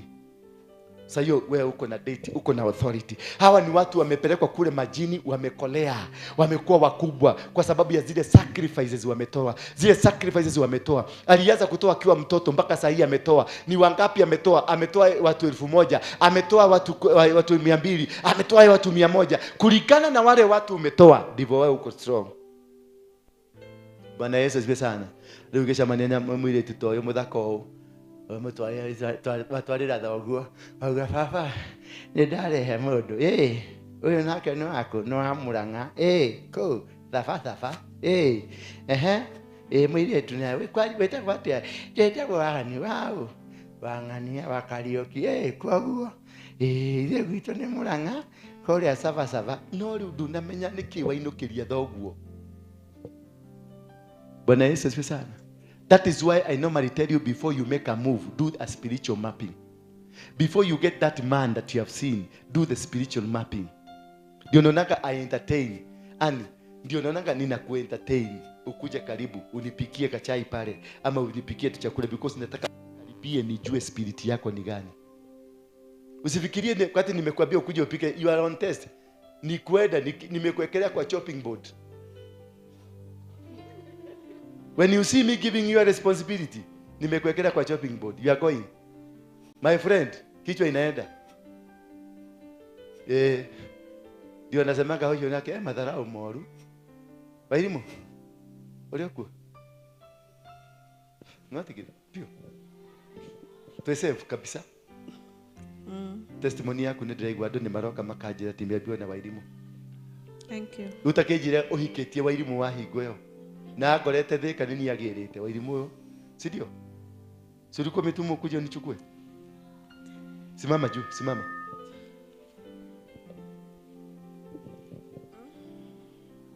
Si ulikuwa umetumwa kuja unichukue? Lakini wachana na lakini, si ulikuwa umetumwa kuja unichukue? Alafu ikakwama nikamwekelea kwa chopping board. Saizi Wairimu anasafu. This woman was dangerous. Ini alikuwa deity. Kare gakai kou. Gai yako huyo unaona pale ule. Lakini huyu Mungu wa hapa, huyu Mungu wa huyu mzee ni Mungu mkali. Kalikuja kakakanyaga, kalikuwa kamevaa vizuri kanakanyaga hivi. Yaani kimudurumeke kegu ndagethire muthenya ucio agebebwa. Kimudurumeke fala. Kasiana kalikuja kalikuwa kanakuja zingine zimekaa hivi kama za tiger. Kalikuwa na nywele ingine imeteremka imefika hapa inaitwa Brazilian. Kalikuwa na kiatu kingine kimetembea hivi na mdomo ni ya red kama ile rangi ya Coca-Cola. Kakikanyaga hivi unaona ni malaika. Paka yule mjamaa tulikuwa naye, unajua yule mjamaa alikuwa anaitwa nani? Ni mmoja hivi ama ni nani? Yule alikuwa Ngare. Sisi tulikuwa na Ngare. Ngare akejera kaka mani digera kaka ndio. Tajua Ngare naye alikuwa naona hii maneno. Ngare akaniambia niachie aka. Na akapeleka yule kado na akamchukua akamwambia twende kado. Chukua hii namba. Alikuwa kupatia kitu kidogo? Nipeleka nyama. Alikupeleka nyama. Haraka amepeleka mtu nyama. Nikamwambia Ngare wewe kuja. Kuna mimi na usio. Unajua ni nini hiyo unashikilia? Akaniambia kwa nini? Akaniambia hata sisi kwetu tulikuwa wagaga, nikajua kumbe hata wewe Ngare ni date. Wadhani akosho. And that is why I normally teach you these things so that you can be able to understand when you are going. Ukiona mtu sio kukibilia Lilian, ukikuja na kwambia sina kuitaka huko ingie kwa ofisi yangu. Unajua hata unataka mambo kama yangu. Unaweza uwezi no udhore mundu toyo. Ndole sigo. Wewe ani ndole sigo. No udhore mundu toyo. Ona ndige thura mundu tawe. No before ukite harini kwamba gukuigirira rubaũ iguru. Na njokire githanwa. Wahitithania mathani jiwe kiko gabaka. Kamenya wewe hatire wira. And that is it. Hapo ndio mnaonaga ninakuaga na madharau na marigo. Si marigo nakuaga nayo magi. Mati mwete yokoro naguo. Ni kumenya ne guikara na andu tawe. Andu mangatawe. Kamenya mokaga atia na mariga gwatia. Nogo niko ndenga kumfundishia. Hiyo ndio nataka kumfundisha. Mjue. Ndio muelewe hii dunia. Hii dunia hatukaangi hivyo. This is a very dangerous place to be. Anything that you see anywhere, it is meant to destroy you. Any step, ukiinua mguu yako hivi, ukanyage hivi, hii mguu umeinua, it's meant to destroy you. It's meant to kill you. Hii nguo umevaa, imetengenezwa, hujui kule ilitengenezewa. Hawa watu wako ndio wako na mafactory ya kutengeneza. Ndio wako na makampuni makubwa ya kutengeneza nguo. Na hizi maguo watatengeneza nguo yao na ukuje uvae, utakuwa recruited na ukue wamoja huko. Kitu kingine wame perfect kabisa. Naona hii nywele ni hao mingi. Most of this hii nywele. Sasa niambie, umeekelea nywele kwa kichwa yao na imetoka baharini.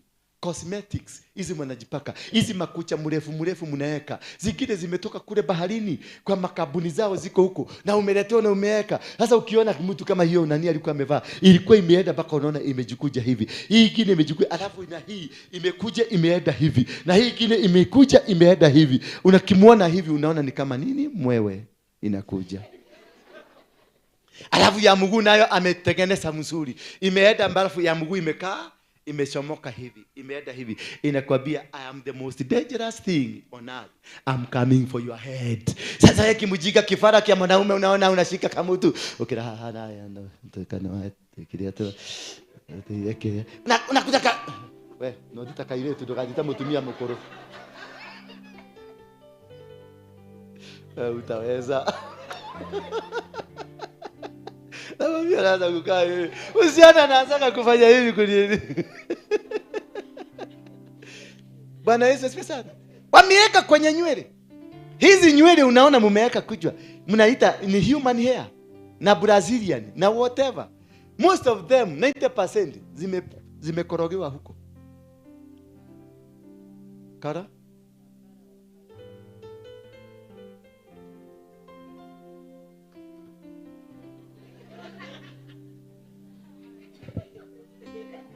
Mulika hili. Kara. Sasa ni mimi nimesema hata kara hizi wanapaka kwa kichwa, zimetengenezewa kuzimu. Misaraba unaeka kwa masikio, zimetengenezewa kuzimu. Hata migadhe yote imetengenezewa kuzimu. Alafu unafunga. Uragie nikekeleaga kwa kunyumba. Ate mudhuri wako ali mwega muno. Mimi bwana yangu hakuna bwana mzuri kama huyo. Mimi apostle ndeithia tu gũcokia mũthuri wakwa, no no amutwarire kwa ngoma. Ni wewe na gĩcwĩrĩ kĩu gĩaku. Ni wewe na hiyo gĩcwĩrĩ umehangi. Sasa gĩcwĩrĩ kimetengenezwa huko, mwanaume yote akiona anakuwa attracted. Kina attract alafu kinakushika, kinakupeleka huko kwa marine kingdom. Sasa wewe unatafutiwa bibi wana huko. Sasa wewe ulileta geshuele ukawekea mzee hapo. Kimemvuruta, kimempeleka baharini. Sasa ni nani aliuza bwana yake? Si ni wewe. Kwa sababu sisi hatukuagi na maneno kama mimi sina vitu nimejipaka, sina. Sio. Neno kone hakirwo itekomenya.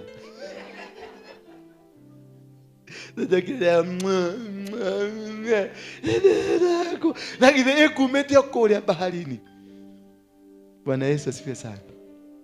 Hallelujah. Tunaendelea kujua. Also when giving out money, be very cautious. When you give out the money you are giving. Ndio unaonanga kila kitu mkiniletea. Na David, anything ikikuja mtu akwambie ni yangu, unaiwekelea hapa kwanza. Inashughulikiwa hapa, alafu unaniletea. Na sio kitu lazima muniletee. Umeelewa? Kuna wengine walikuwa wananiletea, wanapika kachakula kamzuri wananiletea. Lakini nikapiga buroko. Maana hapo kunaweza kutumika, kuna kanyama. Wakati nilisikia stories za Wairimu, nikajua hapa maneno inasatokea hapa. Sisemi unaweza kufanya, lakini ukisikia hiyo story utakubali tena. Maana kuna siku nilikuwa na drive gari kutoka hapa usiku saa 8 na drive gari mpaka Nakuru usiku saa 8 kwa sababu ya kamusichana kameniita, kalikuwa kaka rafiki kagu. Sasa venye nilisikiza Wairimu venye alifanya niambia story venye wanaweka kanyama, venye kanarara, venye kanakatakatwa asubuhi unapatiwa breakfast, nikajua hata mimi nimewahi kula hiyo. Hiyo msichana alikuwa ananiita saa 9 usiku. Babe, yani you mean you are not coming? Namuuliza babe, I'm coming right away. Na sasa hiyo niko Ngong. Na ako Nakuru. Ninaendesha gari kama mwenda wa simu. Napita maroli. Paka nifike, na nikifika huko 30 minutes ninaingia gari ninarudi. Bwana Yesu asifiwe sana. Sasa hapo si unaona kuna kakitu ulikula. Hiyo kanyama kwa Wairimu nendete. Hiyo nilikula. Sasa mnaniangalia mnaona una imagine una gaikoro kirenda dekega nika testi. Kisi Wairimu sikanapikwa vizuri. Mtu anaweza jua kweli? Alafu si unisikiliza Wairimu daktari. Hapo naweza kwa ateneko vipi mko. I imagine guy wako. How do they recruit? These all mentioned are meant for recruitment. They recruit you knowingly or unknowingly. Wewe unaweza fikiria you are not part of them. Unaweza kuwa wewe ni agent wa shetani na hujaijua. Na kanisani wewe ndio unatoa ushuhuda ile mrefu. Unaweza kuwa mtoto wako wakati tu ulimzaa kulingana na yule mkuga ambaye alimuleta dunia hii. Huyo mkuga aliyehusika, huyo mkuga alimuintroduce mtoto wako. Kumbe unaleaga kijini kwa nyumba. Unaleaga mtoto ama ile bego semeni yako, semen. Ni bego niita kwa semen. Ile bego kuna venye wanachota hiyo bego. Wairimu atakuelezea, atakwambia namna gani. Kuna venye wanachukua hiyo bego. Hiyo bego inapelekwa kule baharini. Kisha inachenjua because kitu yote iko na DNA, ni nywele, kucha na semen ziko na DNA yako. Wakipeleka kule baharini ndani, huko ndio wanabadilisha future yako. Your destiny. Wakichukua kitu yote iko na DNA, huko ndio wanafanya nini? Wanabadilisha destiny. Sasa wewe unaonaga ni nase, unaonaga kumbe si nase, ni kimutu kia huko baharini. Kinatembeaga usiku, kinarudi mchana. Hata para center. Na mtumii wangane we maudu maige. Ni Mungu anakuonyesha. Umeona? Kuna interpretation. Mungu amemwonyesha hata para center. Na hiyo niliwafundisha kuhusu kitovu. Nguvu ya kitovu kinaweza kubebwa. Kuna wale kabila wanachukuanga, kinaenda kinawekwa na shosho. Kuna wale kabila wanakata, wanatupa kwa shamba, wanazika. Kuna wale kabila wanachukua, wanarusha kwa choo. Na kuna kabila zingine wanaipika, wanakula. Yes. Ate hao. Kuna kabila zingine wanaipika kama Wakisii, wanaipika. Talibo. Yes. Abagirango. Yeah. Unabajua? Aina mugirango. Yes. Abagirango na bombo. Hiyo wanaweka, na kuna wengine wanawekaga kule itara ine, wanawekelea huko, inakaa huko, inakaushwa. Wakati wanataka kufanya ceremony, inaenda inatolewa because of the ceremony. Alafu yule ambaye ni custodian anaizungumzia kuhusu your destiny. It is used to hold your destiny. It is used to take away your destiny. It is used to control the destiny. Hii kitovu ndio inakuwaga maana sana. Kuna ingine vitabu vyao vilitupwa kwa choo, ziko kule Ruai. Sasa niambie, ni siku gani utapata amani ya maisha yako? Na niko nuga. That's why unakutaka unanuka kila wakati. Maana kitovu chako kilirushwa, kitovu cha mtu mwingine kilirushwa, kikatupwa, kikakuliwa na ubwa. That is why the spirit unakuwaga nayo ni ya nini? Ni ya ubwa. Bwana Yesu asifiwe sana. It all depends na ni nani alikushikilia wakati uliingia kwa hii dunia. Who was involved and how were they involved? Na wabiaga venye mimi nilikuwa involved kuzaliwa kwangu. Nilizaliwa madaktari wote wakapotea. Mama yangu aliwachwa peke yake. Kisha daktari mkubwa anaitwa Hezekiah ambaye alikuwa father ndio alikuja akasema attend kwangu na akanipatia jina Hezekiah. Habari yako? What's your name? From South Sudan. How is South Sudan? Are you in Kenya or you are in South Sudan? Yeah, what do you do? I'm a student. You're a student? Yes. But you have been faced by challenges. Yes. Since my father passed away. Your father passed away. Yeah. Then, after that? Things are not working well. From then, things are not working well. Yes. What do you think? Why would your father die and then things stop working for you? You are skilled in the war. He was killed in the war. Yeah. And what are your dreams? Most of your dreams? My dream, I want to be army No. general. When you dream, what do you dream about? Mostly. I dream about death all the time. Death. Yes. Just the way your father died. Yeah. That's how you see people coming to kill you. Yeah. And you see people chasing you. Sometimes you see animals coming to fight you. Yes. And then sometimes you see your father coming. Yes, all Thank the you. time. So unaona sasa, be seated. You see, there is a connection ya kitovu kimekataa kumwacha. He is not able to do anything. He is suffering. He is stagnated. He is confused. He is doing nothing. Literally nothing in his life. Nothing is working for him. Because ya kitovu.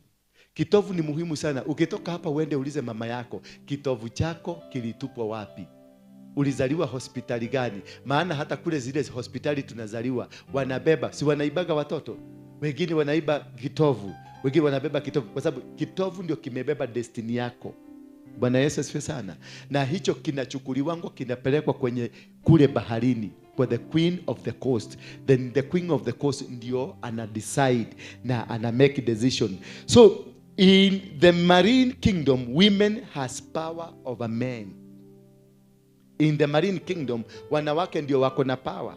Na ndio unaonanga ukianza kunileta juu kidogo na kuondokea kidogo, because niende nikafanya study nijue kama wewe ni wa marine.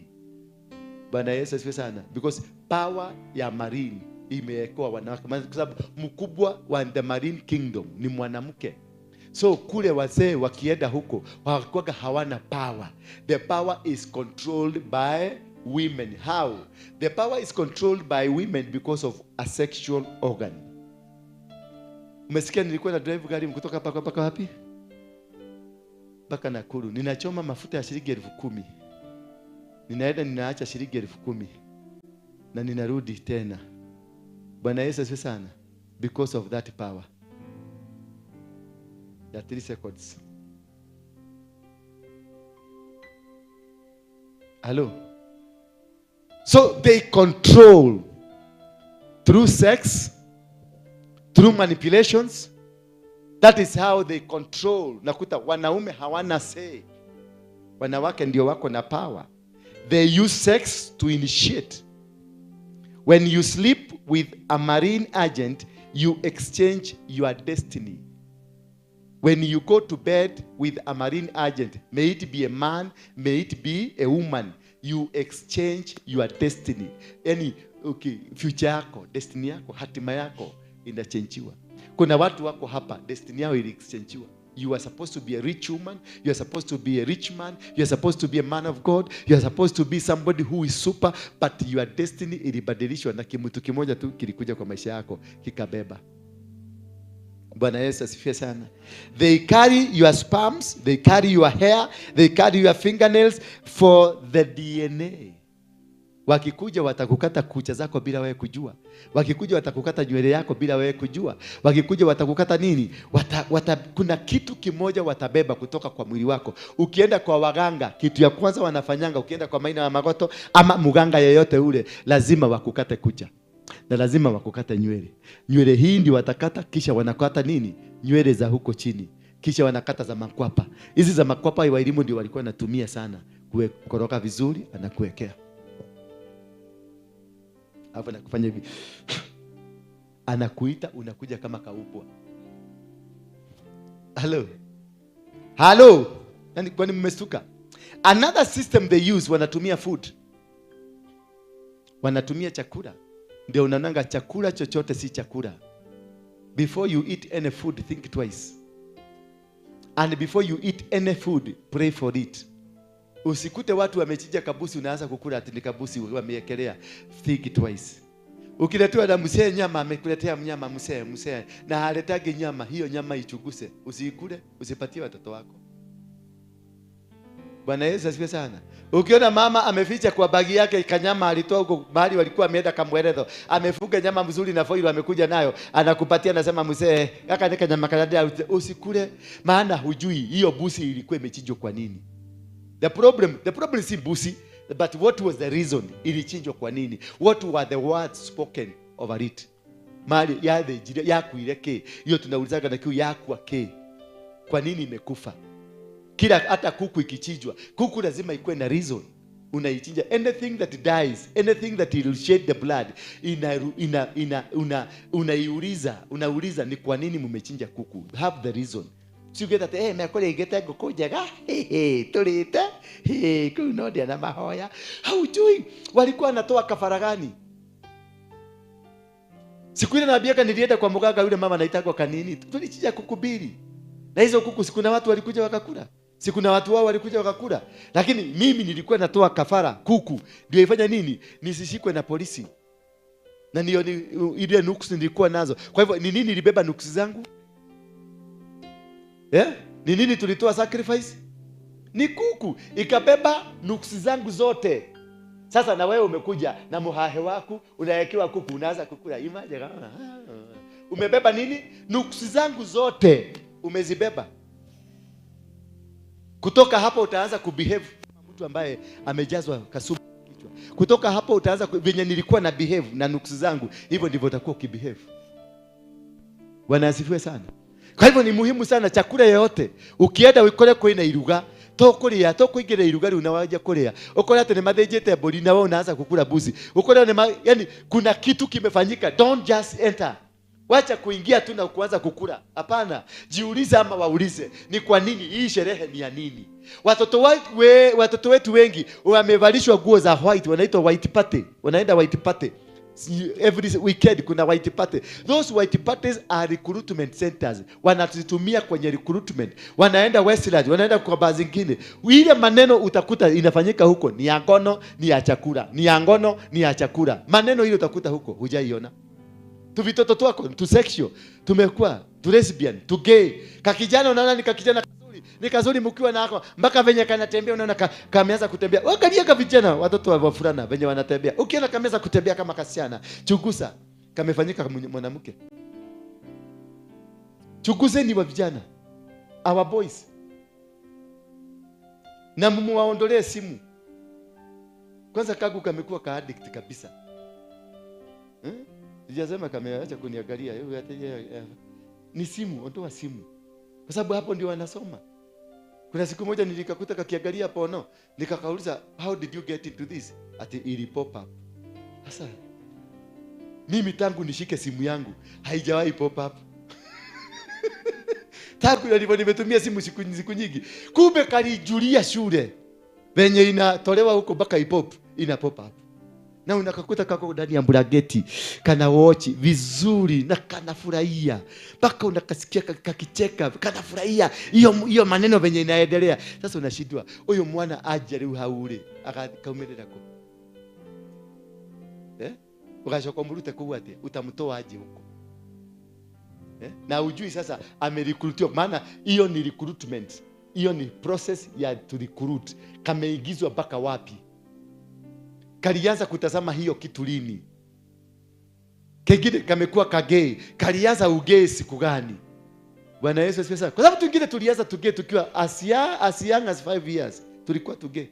Tulikuwa tunageuzana. Maana hiyo kitu ilipo na kakataka kujua kama ni mzuri, unakuta kameanza. Kutoka hapa the spirit has entered. So the spirit will grow gradually, slowly. Itakuja kulipuka ukiwa mtu mkubwa. Kakiingia secondary unasikia mtoto alilipuka ameshikwa na lesbian, ni msichana wako na lesbian. Sasa unajaribu kuimagine msichana kama huyu, mumeshinda naye kwa madhabahu, mnatembeaga naye, mnakuaga naye. When did this happen to her? Unaanza kusema, unaenda shuleni nasema no, this school is school of devil worshippers. I cannot believe my daughter can be able to do this. Wakikuyu wa Murang'a, I cannot believe that this can happen to my daughter. No. Kumbe ya daughter ndio spreader. Ya daughter kisturiwa kidogo akaliswa chini. Kadota kanasema mimi niko na 5 kwa hii shule. Nani alikuja? Nani aliwatogosa? Ni mimi niliwatogosa. Na nini? Ninawapatiaga pesa. Unatoaga wapi pesa? Ninaleteagwa. Kule tunaedaga in the marine. Tunapatiwa pesa ya kutogosa watu. Your own daughter. The beautiful daughter. The lovely daughter. The Christian. The godly fearing daughter. Ndio recruiter. When was he recruited? Hata yeye hajui. Labda was recruited kupitia kwa mavazi, labda kupitia kwa hiyo kitu ya kupop up, labda kuna kitu ilifanyika tu kakakuwa recruited. Ama hiyo unasema nimeenda sleepover.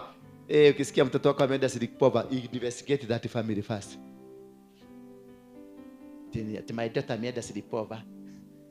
Kupi ameenda kufanyiwa maneno. Mtoto akikuja anaanza kubehave kama mwanaume kwa nyumba. Mama ukimwambia aende chota maji unaona kana kukodolea jicho kutoka kwa mguu mpaka juu kana kuulisa. Who are you?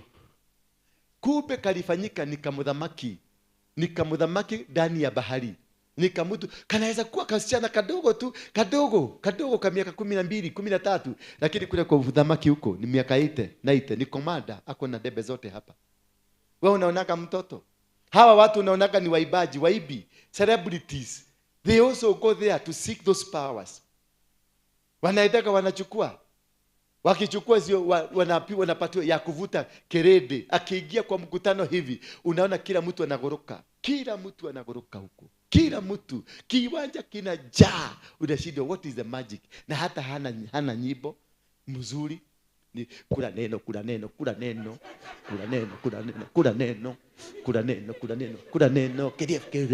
Hiyo tu. Na unaona watu wamegoroka mpaka wazee. Unakuta wazee na kula neno. Sasa unamuuliza mzee, wakati tulikuwa tunaenda kwa bar pale Gara, panaitwa ile bar iko hapo Gara. Siko eta wote. Hapo Jamhuri High School opposite. Wewe ni Mkristo umeokoka. Pale Jamhuri opposite hizo basi zinaitwaje? Kama nyewe sodojere.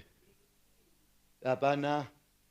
Zile zime huko Jamhuri opposite barabara ya kwenda hii ni Lemuru Road hiyo.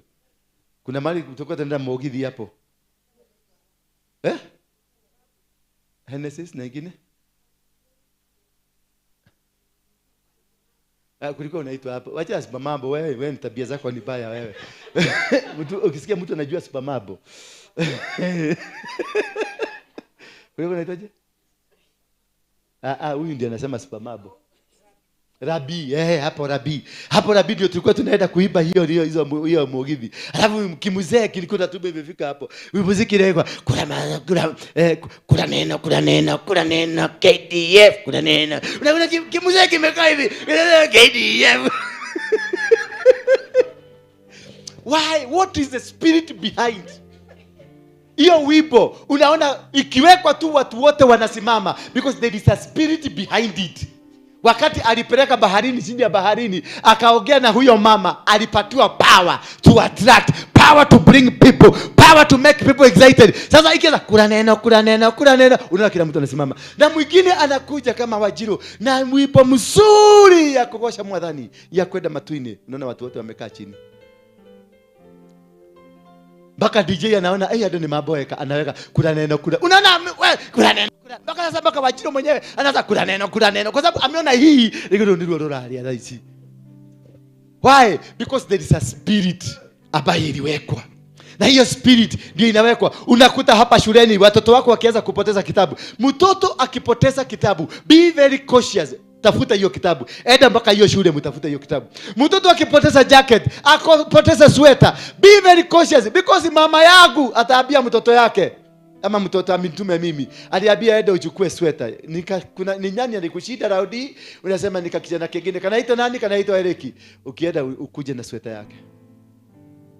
Ama ukuje na kitabu yake. Ama ukuje na karatasi ile ameandika examination. Wanalete mimi kwa sababu mimi mama yangu ni mchawi, na haya mama yangu anapeleka wapi? Kule anapelekaga. Unakuta mimi ambaye nilikuwa garasti nimeanza kuwa number 1. Na yule ambaye alikuwa number 1 ameanza kuwa number last. They exchange destinies. Wao kama mimi nileta mwana wako ekile. Mtoto yangu sasa ameanza kulegea. Mtoto wangu hapendi kusoma. Si ati hapendi kusoma, alibadilishwa. Yule mwenye hako anapenda kusoma akawekwa kwa huyu, na huyu akawekwa kwa huyu. And you live forever maisha ambayo sio yako. Kuna watu hapa tuko nao wengi sana. You are living a life that is not yours. You are married to a man who is not your husband. You are married to a woman who is not your wife. You are in a ministry like this one which is not your ministry. You are wearing a cloth that is not your cloth. Umezaa baka mtoto ambaye si mtoto wako. Wewe unaishia hii ni yule wako akoroga hii ni wako. No dijakiwa diwe. No ishie tumuita mwagi. No ishie mwagi wako ni mwagi. Leke etako Kariuki. Todo ngiaciaria na muthuri wetako Kariuki. Ukithio gicera na muthuri wetako Mwangangi. Riu ri mwoko Anganga ikagate Angangaga. Destiny was changed.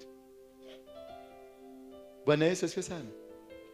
Ndio unaona ninakuangalia hapa na kujua wewe unaweza kuwa ni mhubiri. Wewe unaweza kuwa kitu kama hii. Lakini nikikuangalia you are not what you look like. Sura yako inaonekana wewe ni tajiri, lakini ndehaiga na lemwe nduri.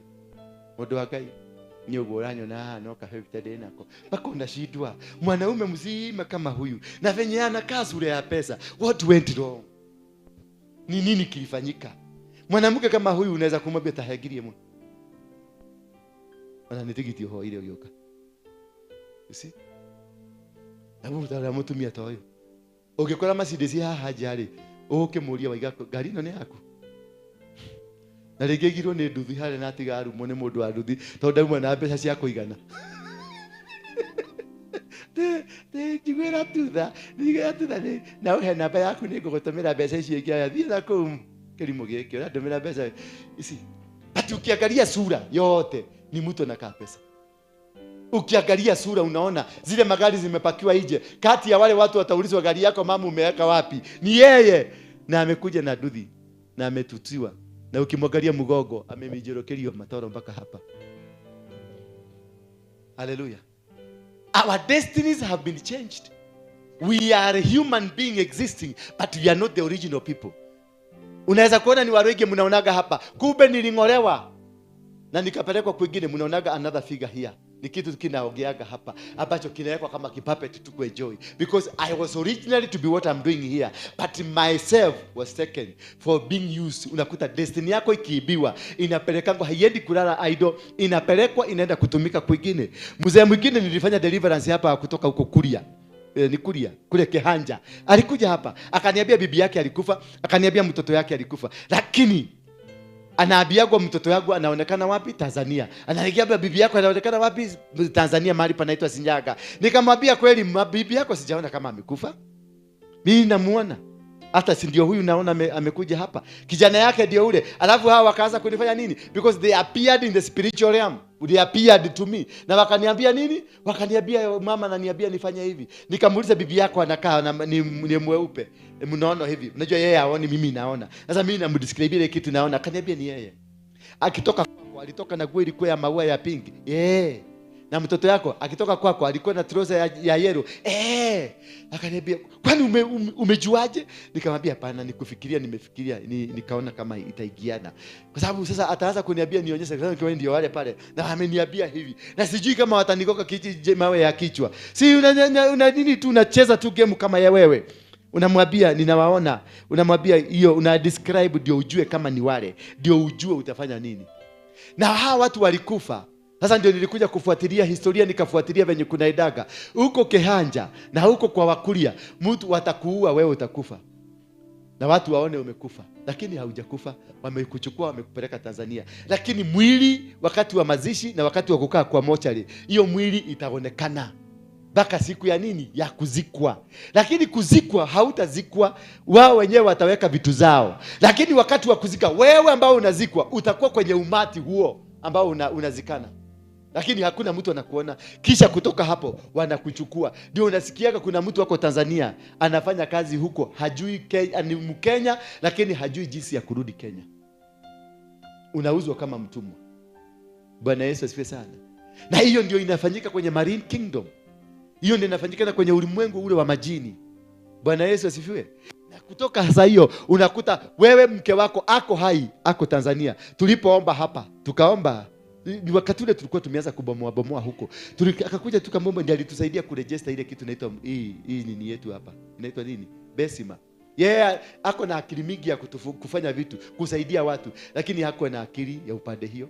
Nikamwambia tushikane. Unataka wakuja lini? Akaniambia naweza taka ukuje. Nikamwambia before utoke hapa utapigiwa simu. Immediately tukaomba. Kijana yake mtoto aliyekufa 10 years ago akampigia simu. Akamuuliza dadi uko wapi? Akamwambia niko Nairobi. Naye akamwambia niko Shinyanga. Alimwendea Shinyanga. Akamwambia hata mama yangu yuko sehemu fulani. Wakaendea mama yao. Now they are happily living. Bwana Yesu asifiwe sana. They are happy living. And most of us here, many people are suffering the same situation. Uko Ulaya lakini you are suffering the same situation. Your destiny was taken away. Your destiny was carried away. And this is how they carry. Nimewaelezea, one of the way the destinies are carried away ni huyo mama mnararana na yeye, kumbe na haja na spams zako. Wanachukua. Once they take that, it is carrying your DNA, inabadilishwa. Wakikata kucha zako, they are carrying your DNA. Wanaenda hiyo nywele ambayo uko nayo, they is carrying your DNA. Anything carrying your DNA can be used to exchange you. Hebu jiangalie, kila mtu ajiangalie. Are you the one? Hebu jiangalie, ni wewe. Wewe ukiangalia wewe, todo hikorogo hiana kama goro kifurani ile. Tajira ukorogo wewe. Nuona doli wewe. Yes. Huyu si yeye. Ile maisha na kaanga si yangu. Semena sasa. Alichukuliwa. Wewe Lilian. Niona kata wewe. Kaikesha. More often than not. Sina. Wewe. Niona kata wewe. Kesha. Mbona kumbe mnajijua? Waelimu. Niona kata wewe. Wewe unajionaga kama ni wewe? Sasa. Sasa. All of us here. Mimi nilitumika kwa Mungiki na nilitumika miaka yangu mingi nikiwa mtumwa kwa Mungiki. Nikiwa Commander General ninavuma Kenya mzima with empty something. I was empty. Nilikuwa bure. Natengeneza mamilioni ya pesa, natengeneza milioni 10, lakini in 2 days hiyo milioni 10 hakuna. Kumbe ni za huko kwa Marine. Bwana Yesu asifiwe sana. Magari naendesha mzuri makubwa, lakini wakati hizo magari ziliondoka, zilichomwa siku moja, nyumba zote zilichomwa siku moja. I was empty again. I became poor. By the time nimejichukuza, nimeanza kujitafuta, nimejitafuta. Nimekuwa nikikokana, nafanya hivi, nikijaribu kutoka najikuta, nikijaribu kutoka narudi, nikijaribu kutoka, because this life was changed. Ilibadilishiwa. Na wakati nilibadilishwa mimi sijui ilibadilishwa wapi. That is why you are not yourself. That is why unaambiwa fanya hii kazi, unaenda kufanya hii kazi. Unaambiwa kaa hapa, badala ya kukaa hapo, because they will not want you to realize yourself. Umekuja kanisa hii hutaki kukaa, nimekupatia kazi ya kufagiaga kanisa, hutaki, maana nimeona kuna kitu mbaya na wewe. That is why nimekuconnect. ufanye kazi ndani ya kanisa ya Mungu, ndio that power ya kuweza kujiretrieve ikuje kwako, ndio uanze kujiona, ndio uanze kujisense who am I, na unaona this is not me. Bwana Yesu asifiwe sana. Wahilimu wakati alikuja, watu wengi waliniambia nogashira na mundu tocio ndamwitikira ndage gwika undu. No, ndakimwitikira niki? It's me to show her love. Ninatembea nako na kwambia nakaita ndiwitaga darling. Ndiwitaga darling tondu ndirakwenda, lakini nataka tutembee na wewe. Ndio kuna kaguvu fulani katatoka kwangu kaingie kwako. Ujielewe. Ukijielewa utajitoa. Mimi sina uwezo wa kukutoa, lakini ukijielewa utatoka. You only need to understand yourself. You only need to know yourself. Ukijijua, you have the velocity to push you out. Bwana Yesu asifiwe sana. Hata ukikuwa na mkunga mzuri, daktari mzuri wa kuzalisha mtoto, wanakuambia nini? Wao ndio wanazalishaga. Wanakuambia nini? Push. Push. Sasa hiyo pumzi imeisha. Wanakuambia push na pumzi inaisha because hana uwezo apart from telling you push. So it is only yourself who can emancipate yourself. Wewe mwenyewe ndio una uwezo wa kujitoa. Wewe ndio mwenyewe ndio una uwezo wa kujifungua. Lakini nitakuja tu maana mimi nimepatiwa nguvu ya kuja nikae karibu na wewe. Ndio nikusaidie, ujielewe. Kutoka hapo nikwambiege push. Push. Push. Bwana Yesu asifiwe sana. Na hii bila hiyo hakuna mahali utaenda. Utakufa tu maskini. Watu wakionaga wewe ni tajiri. Utakufa tu watu wakikuja kukukopa. Unakuja kukopa. Sasa mama kama huyu, mimi kuna siku nilikuwa nataka kumuitisha 1,000,000. Tusaidie kujenga kanisa. Kaka kidogo nikaona anakuja kuniambia nimsaidie na 200 ya kwenda ya tikiti. Na sasa hiyo nilikuwa nimepraga venye nitamkwambia atusaidie na 1,000,000 kwa sababu kuna pesa nilikuwa nategemea inakuja na kazi imekwama. So nilikuwa nataka kwenda kwake anipatie nini? 1,000,000. Sasa kabla afike akakuja kwanza akaniambia nimsaidie na miaka. Sasa nikaachwa nikiuliza what is wrong? Amenidanganya, amenienjoy ama nini? Because this is a millionaire. Sincerely you are a millionaire.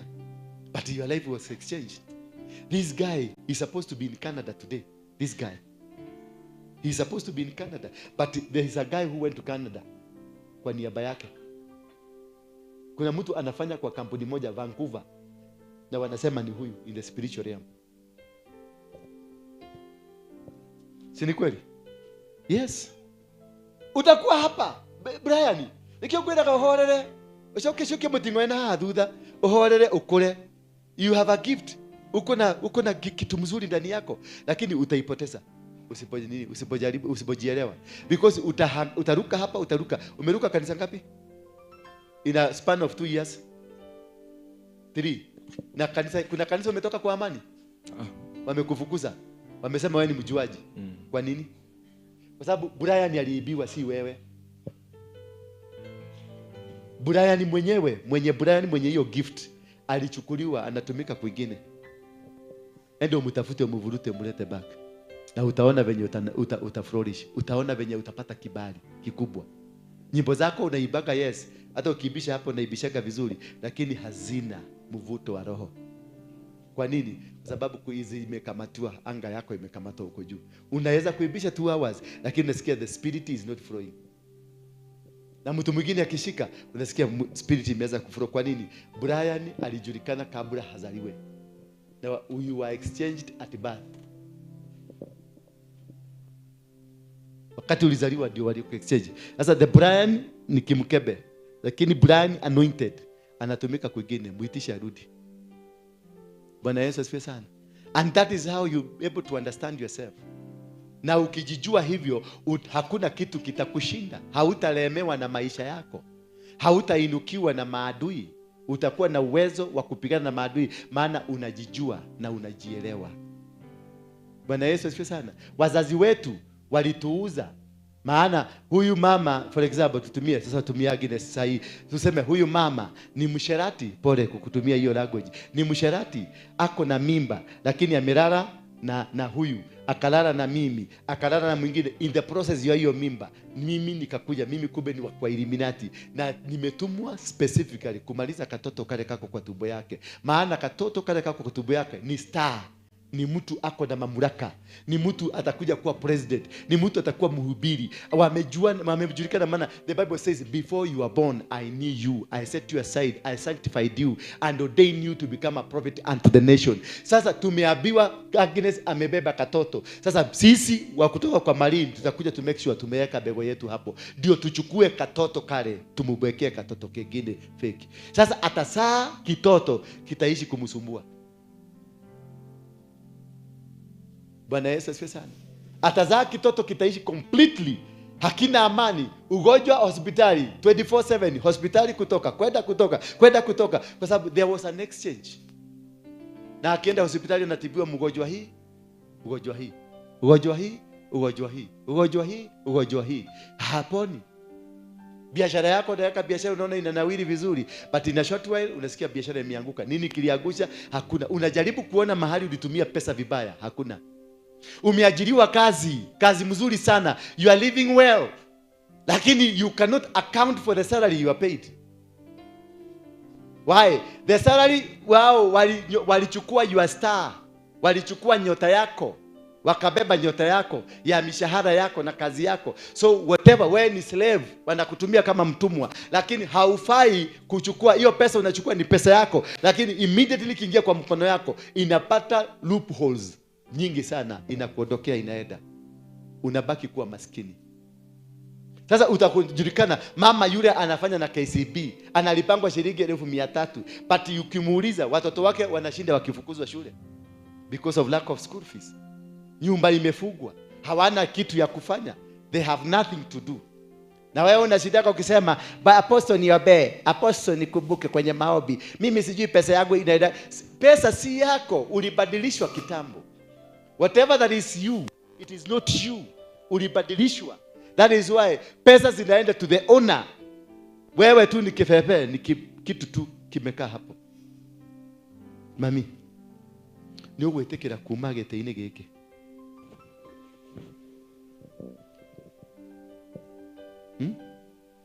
Unajua ulibadilishanwa. Do you know you are a pastor? Anona ni ukolire na nduraje kuhunjia. Nijui. Nwoyo uguo. Nikio gituma ikare guku thutha.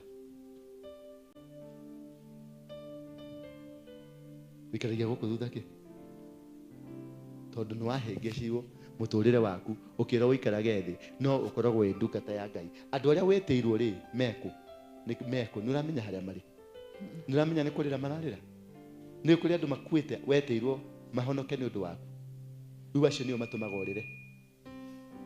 Nikio ukanyururio ukarumwo, na nikio andu akwa ngoma maguthiururukiirio uguo kuma haha gaturo-ini gaka uthiururuke nginya andu anyu othe gutire mundu ukwendete. Ona angi magwitaga murogi. It's true. Neguo. Tondu ni wacenjeirio kiheo giaku. Ilibadilishwa. Si wewe. This is a body. The woman, wetagwo atia? Waboi ti uyu. Waboi ekundu kungera ruta wira. Na rutaga kwa ngoma. Tukiona magikuona makona murogi. Kira. Kwa indo ciaku.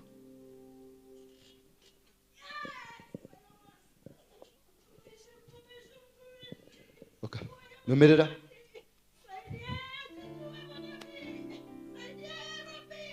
Leta kiti moja hapa. Leta hiyo buju. Ikaraha. Giekete guku ngicaria andu a Ngai. Na andu a Ngai maikarite guku ni macenjaneirio. Nimesumbuka hapa nikitafuta watumishi. Watu wanaweza kunisaidia kwa hii kazi. Wale wako ni watu wa kusumbua tu, ni masumbua tupu. Kumbe si wao.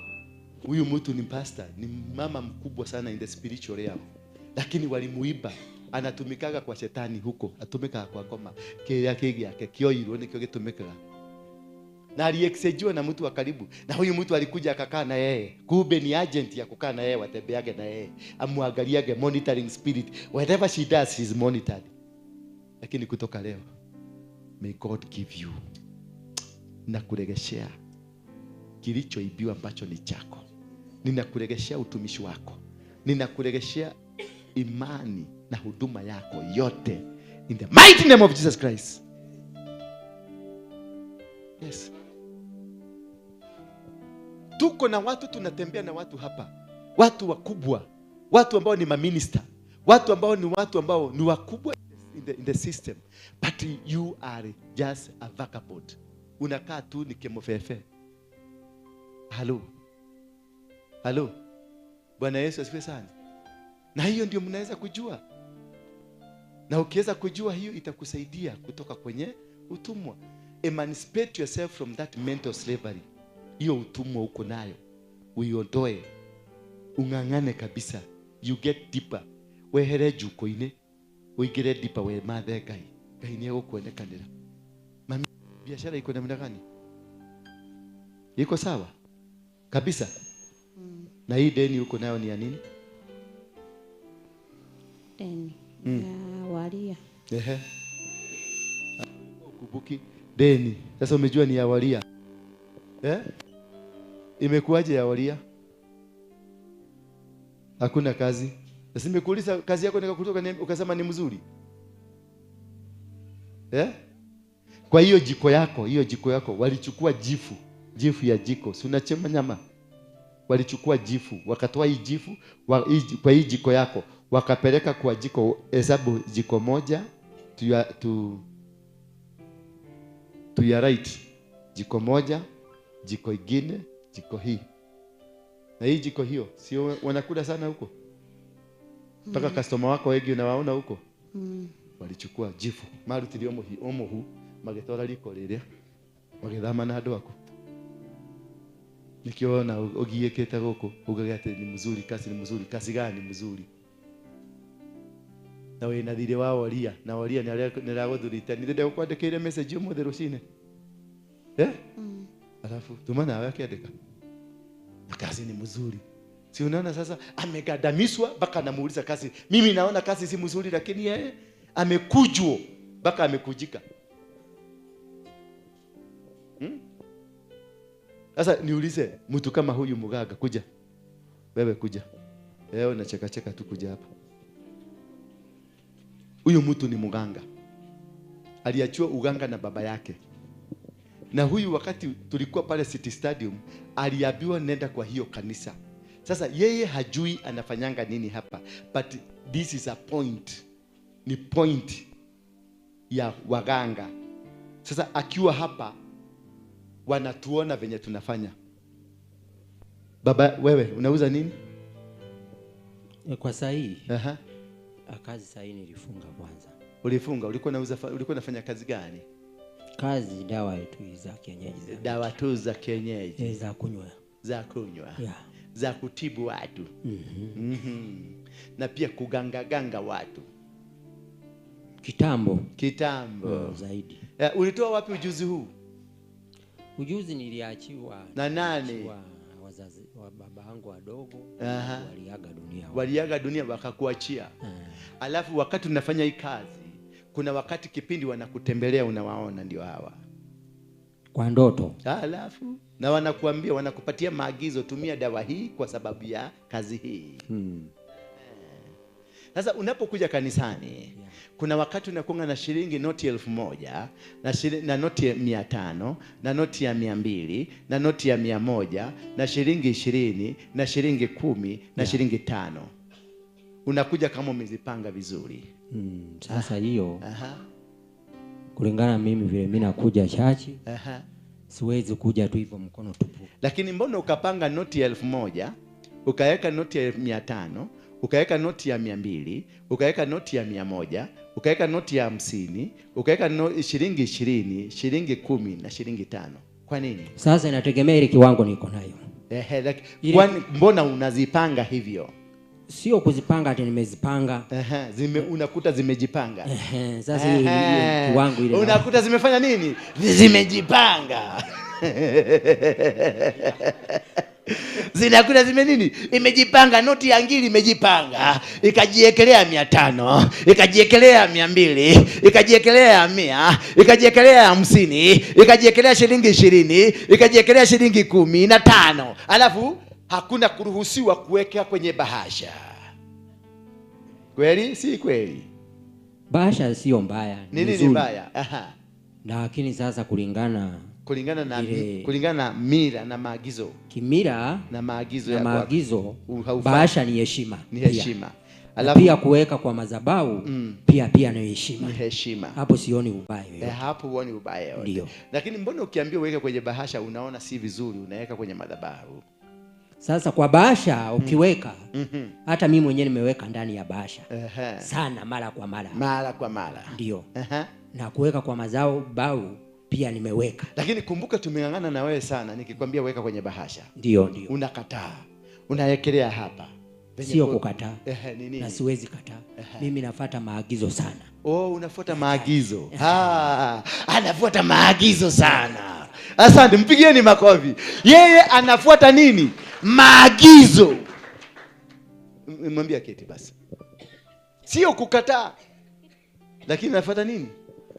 Maagizo. Lakini sijamfukuza, tumekwenda kutoka City Stadium. Tunatembea tunaye. Sasa ameanza kuweka kwa bahasha. Alikuwa tunamshika na nguvu aweke. Na tukiweka anaenda anakaa pale, ana time anatoa, anakuja nakimbia anatoa anaziekelea. Maana kule wamemwagiza usiweke kwenye bahasha, utajifungia. Ukiweka kwenye bahasha una nini? Unajifungia. Bwana Yesu asifiwe sana. Wali aneke moroguo. Dahoro kagerera tabawe ulie weri. Uhurite ushagiri kunako. Koige. Ureheire ciana ciaku ushagiri kuma kunako. Koige. Turaria tarume riu.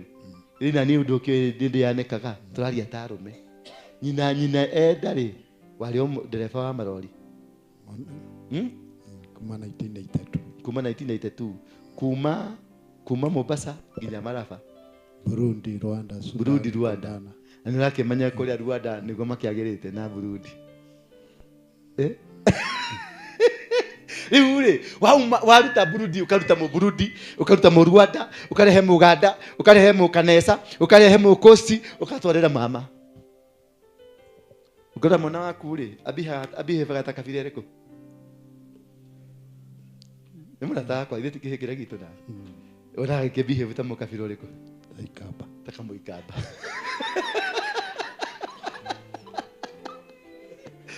No ndaciarĩtwo nĩ mũikamba. Na ndaciarĩtwo ithe nĩ ti mũikamba, nyina ti mũikamba. No he kĩndũ kĩoirwo kuma kũndũ gĩkĩrehwo mwana agĩcenjanio. Utia kuria niki giratuma mwana wakwa ni aremire, ni kwa nini mtoto wangu hanisikii? Ni kwa nini msichana wangu akikasirika hivi? Lazima tufuge manyumba sisi zote, maana atatumaliza. Na anachukua kisu, anasema nitamaliza mtu leo. Ni kwa nini? Jiulize, ni kitu gani kilifanyika kwa huyu mtoto? Kwa sababu kuna nini? Kuna marine spirits. Bwana Yesu asifiwe sana. In the marine they wanakuanga na kitu kinaitwa deity. Deity ni ufalme. Yaani kama sasa hapa tuna head HODs. Tunaitanga HODs, head of departments. Bwana Yesu asifiwe sana.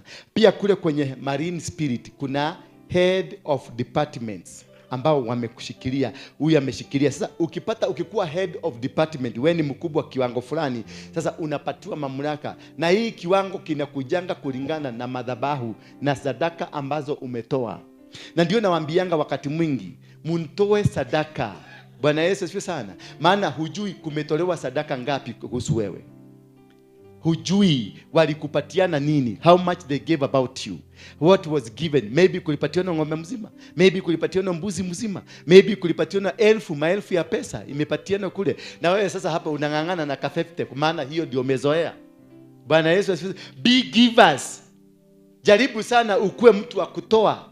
Maana katika matoleo yale ya kutoa dhabihu yanakusaidia kupigana na madhabahu yaliyo kule.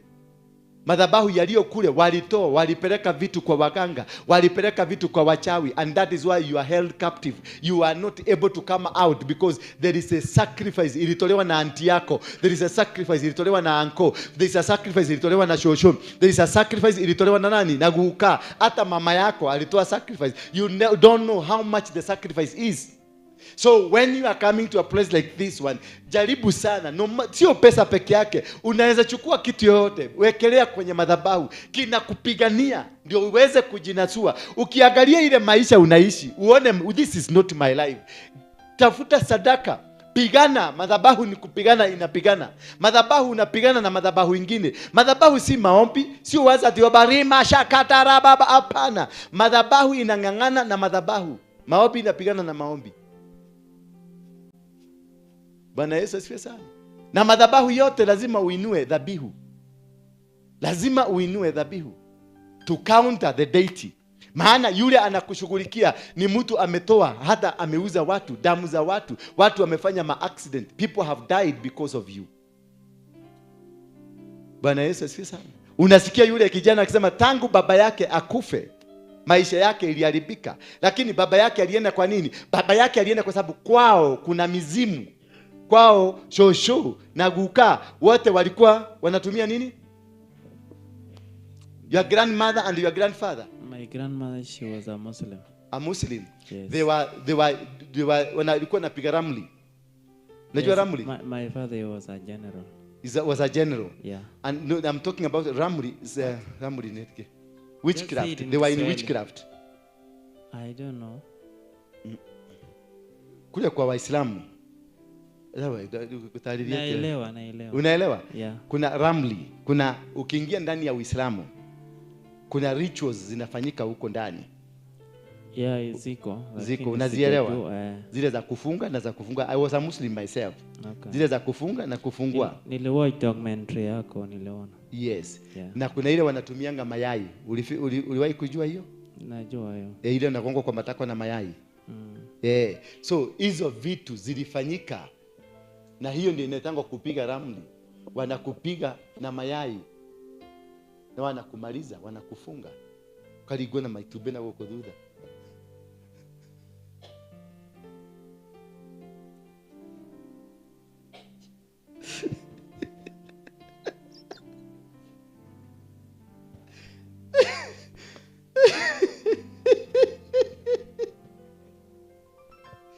Mama, na mnakuweka na tabia mbaya.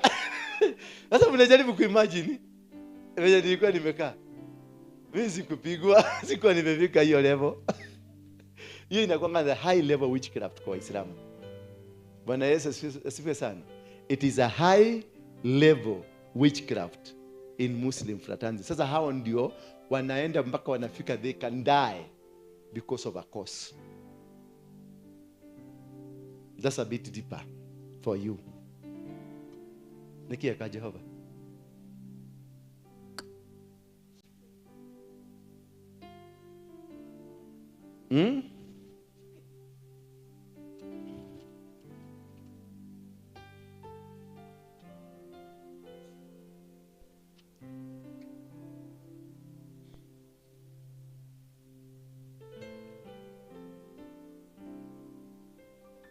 Thank you. Nimekava story yangu leo yote. Gathira ya mode.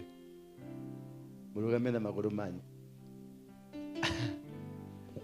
Nitawafundisha hiyo ingine baadaye jioni. Lakini nataka kwanza tuingie kwenye maombi ya kuvunja ile madhabahu ilikuwa to disconnect, kukata hizi mawaya zote. This that has been tormenting you. This has been a problem in your life.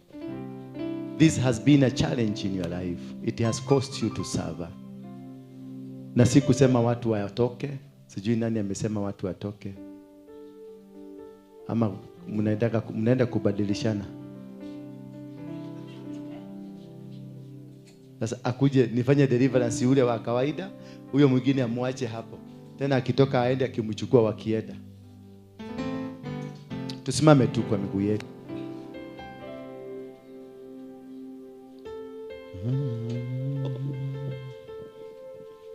Kwenye kitabu cha Samueli wa pili.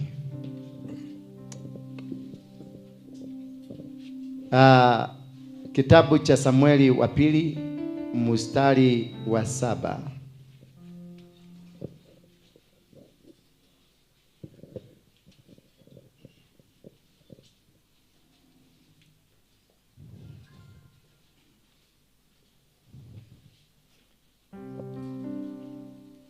mstari 2 Samuel chapter 7 verse 18.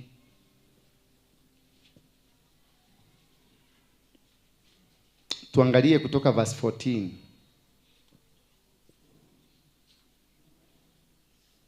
Tufungulie tu ya Kiswahili. 1 Samuel chapter 7 verse 13. Tuendelee hivyo as we prepare to sing. Kiswahili. Mimi nitakuwa baba yake, naye atakuwa mwanangu. Akifanya maovu nitamrudi kama wanadamu wanavyomrudia wana wao kwa fimbo. Bwana anasema lakini sitamuondolea fadhili zangu kama vile nilivyoondoa kwa Shauli niliyemuondoa mbele yako. Yaani Bwana anakupatia ahadi kwamba atakutreat kama mtoto kutoka leo. The God, your God, will be with you. He will walk with you. Ukoo wako na ufalme wako vitadumu imara daima. Kwa nini amsemi amen? Amen. Can I prophesy? Can I prophesy? Take that brado. Sema amen. Turudie kidogo, turudie baba. Turudie hapo. Lisikizeni neno la Bwana. I'm now speaking from the prophetic mouth. Lakini sitamuondolea fadhili zangu kama vile nilivyoziondoa kwa Shauli. Hapana, rudi nyuma kabisa pale tulianzia. Mimi nitakuwa baba yake ama baba yako, ni Mungu anasema. That he will be your father. Naye atakuwa mwanangu. You will be a daughter or a son of God. Akifanya maovu nitamrudi kama mwanadamu anavyowarudi wana wao kwa fimbo. That hata ukifanya maovu, hata wakikupeleka kuzimu, he is still going to be your father. He is not going to abandon you. He has heard your cries. He has heard how you've cried. Amesikia kilio chako. Amesiona mateso ambayo umeyapitia. He will never neglect you. Anasema lakini sitamuondolea fadhili. Tuendelee baba. Kisha mfalme Daudi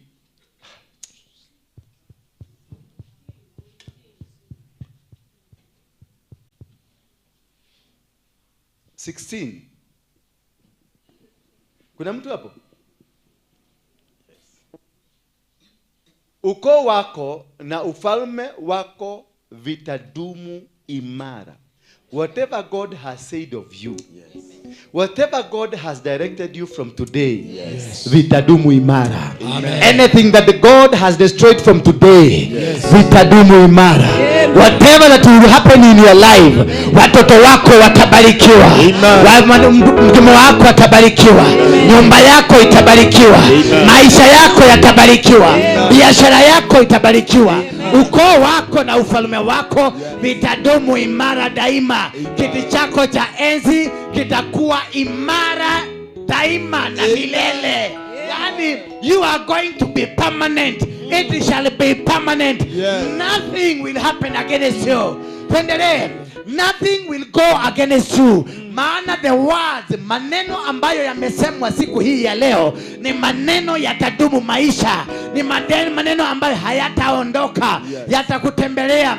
Nadhani alimweleza Daudi kila kitu ambacho alionyeshwa katika maono hayo na Mungu. Ninataka nikuelezee siku hii ya leo ya kwamba Mungu wa mbinguni amesema anaenda kukubariki. Chochote ulitaka kufanya kitabarikiwa. Kazi ya mikono yako itabarikiwa, miguu yako itabarikiwa, pesa zako zitabarikiwa, watoto wako watabarikiwa, nyumba yako itabarikiwa, kanisa lako litabarikiwa, huduma yako itabarikiwa. Hakuna siku wao na maadui watakuinukia. 18. Kisha mfalme Daudi akaingia ndani na kuketi mbele ya Mwenyezi Mungu. Halafu akaomba, mimi ni nani Bwana? Haya Ramazaya akamuuliza, mimi ni nani? Hebu sema, mimi ni nani Bwana? Sema kwa nguvu, mimi ni nani Bwana?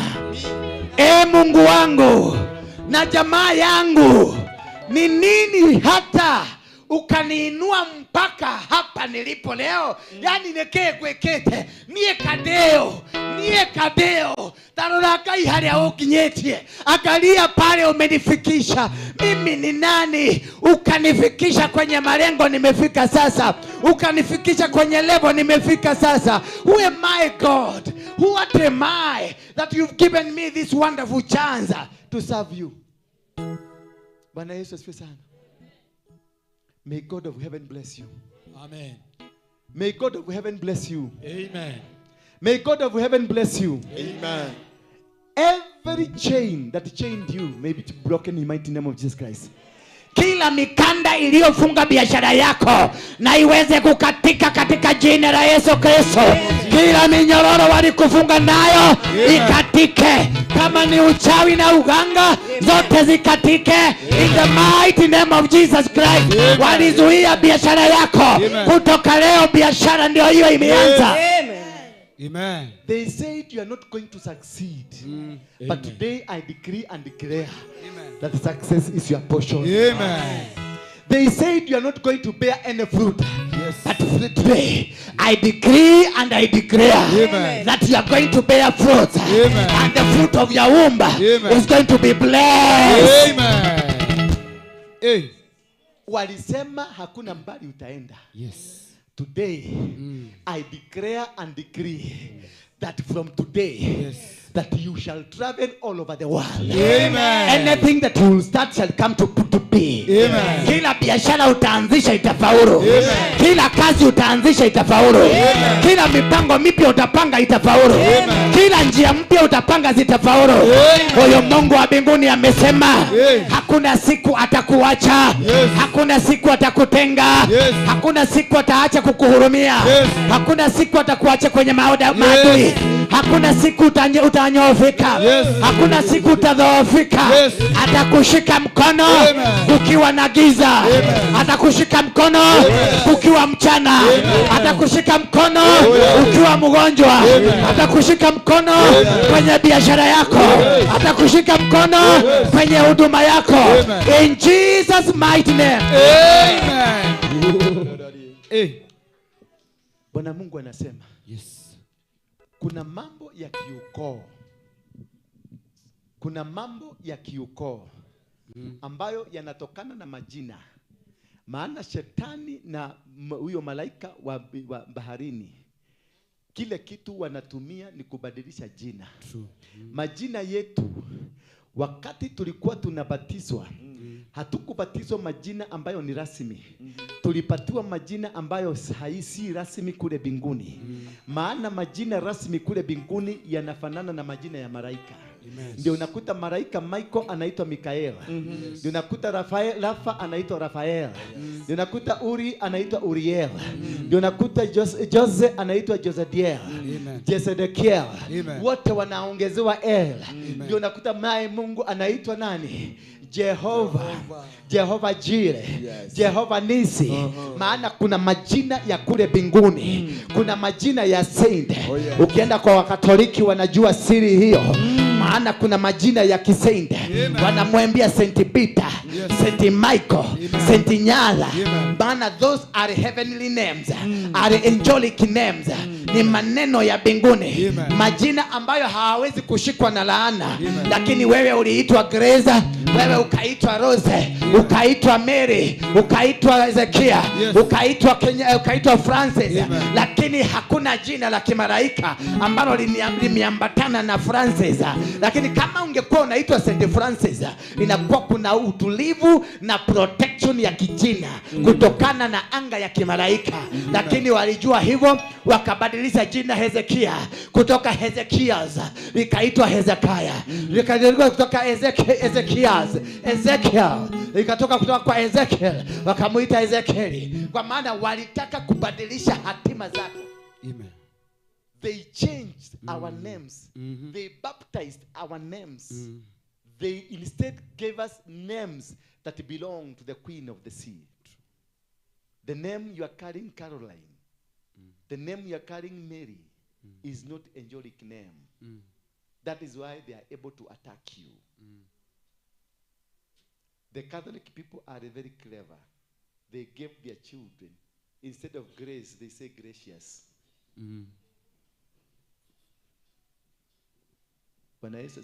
Amen. Because gracious is angelic name, and you cannot be able to penetrate through an angelic name. So there are demons that come to us because of the name we are carrying. So when we are delivering you, we will use the name grace because it is through the name grace they are suffering. But also there are demons that are carried in your ancestral name, because the name you are called Wamboi is an ancestral name. Ni jina la kitamaduni na ndilo limebeba mizimu ya kitamaduni. So when I'm doing the deliverance, I will ask you, what's your name? If I realize ni jina la Kiingereza, jina la Kizungu ndilo linakusumbua, I will deal from that name. Nikijua ni mizimu ya kwenu, nitakuuliza jina lako la kitamaduni. So I will fight the demon through your name, because it will give me a genealogy. Do you understand me? May God of heaven change your name. Amen. May any negative name that is upon you be delivered in the mighty name of Jesus Christ. Amen. Any chain ambayo wametumia kukufunga, may it be broken in the mighty name of Jesus Christ. Amen. Any covenant ambazo walifanya nayo kupitia kwa nywele yako, finga zako, kupitia kwa nyama yako, kupitia kwa sperms zako, kupitia kwa semen zako, kupitia kwa kila kitu ambacho ni chako, may it be defeated in the mighty name of Jesus Christ. Amen. Amen. Open your lips and thank God now. Thank you, Jesus. Thank you for setting me free. Thank you, Jesus. Thank you for setting me free. Tembea kidogo kama unasikia you are free now. Tembea kidogo unaambia Mungu thank you.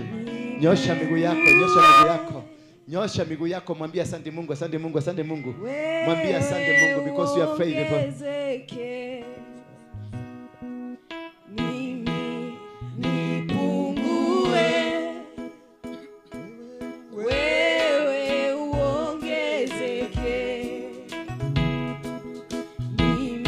Kinywa chako, ongea na Mungu, mwambie tu asante. Mwambie asante kwa kunifungua, asante kwa kukata minyororo ya tamaduni.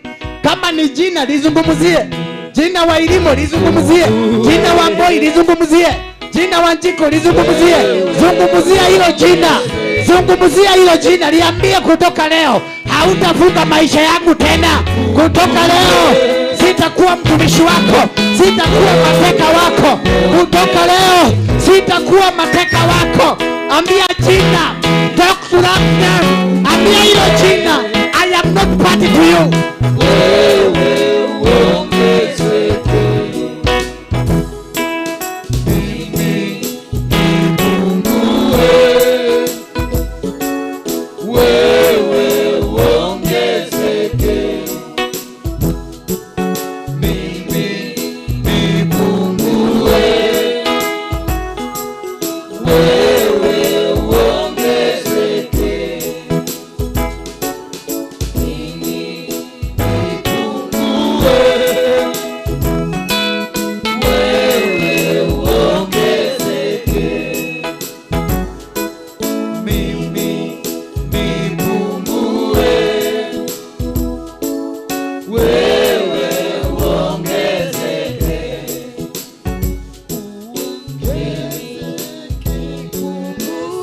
Inua mikono yako juu sasa. Lift up your hand. And when I say, unasema amen. Whatever I say, you say amen. That from today, in the mighty name of Jesus Christ, every demonic agenda of your life be broken in the mighty name of Jesus Christ. Every agenda that was against your ministry be broken in the mighty name of Jesus Christ. Every agenda against your finances be broken again in the name of Jesus Christ. Every agenda, every negative agenda against your family be broken in the mighty name of Jesus Christ. Be broken in the mighty name of Jesus Christ. Be broken in the mighty name of Jesus Christ. The spirit of death be broken in the mighty name of Jesus Christ. The spirit of poverty, be broken in the mighty name of Jesus Christ. The spirit of stagnation, be broken in the mighty name of Jesus Christ. The spirit of limitation, be broken in the mighty name of Jesus Christ. From today. Sema from today. From today. I am not the same. I am not the same. I am new. I am new. The reproach of Egypt has ended. Has ended. Has ended. Has ended. The reproach of Egypt has ended. Has ended. Somebody pray. There is power.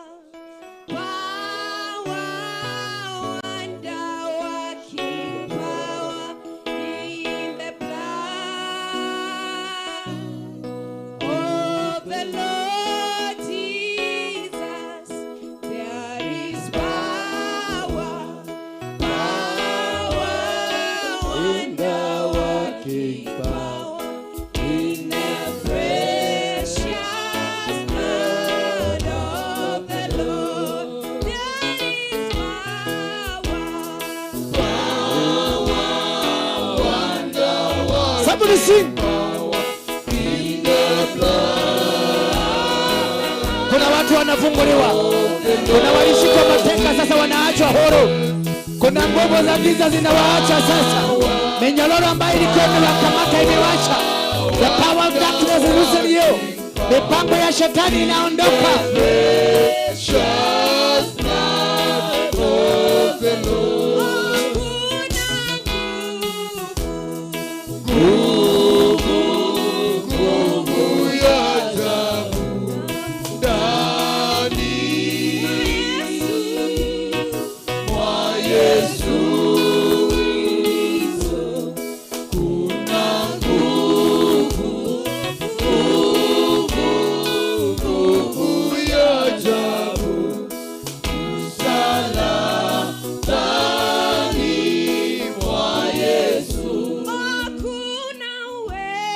Mikono yako juu. Now that we have broken every spirit, nikisema kile kitu nasema mnasema out. Sin power out. Sin power out. Stagnation out. Confusion out. Limitation out. Rejection out. Poverty out. Alcoholism out. Rejection out in the mighty name of Jesus Christ. Amen. Somebody say amen. Amen. Now it is the time to connect you. Are you ready? Yes. Do you feel like you are ready? Yes. Kuna kamuzigo unasikia umebeba? Kuna kamuzigo wena kamurigo? Yeah? Asha. Wena kamurigo? Waiwagatia. Kuma.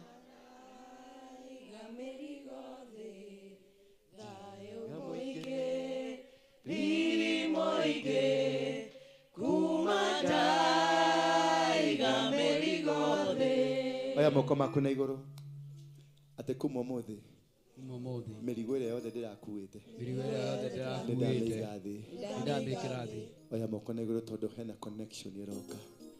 In the mighty name of Jesus Christ, I connect your children with whatever that you wanted to give them.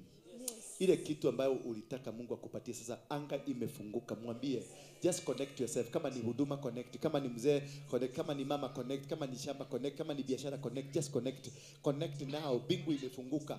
Bingu iko tayari sasa. Bingu is already pregnant for you. Bingu is already, fungua tu kinywa chako. Shout as much as you can. Zungumuza na Mungu. Open up, open up, open up. Zungumuzia baraka za maisha yako. Zungumuzia baraka za maisha yako. Zungumuzia huduma yako. Zungumuzia huduma yako. Zungumuzia huduma. Zungumuzia ndoa yako. Zungumuzia marriage yako. Zungumuzia marriage yako. Zungumuzia baraka. Be blessed in the mighty name of Jesus.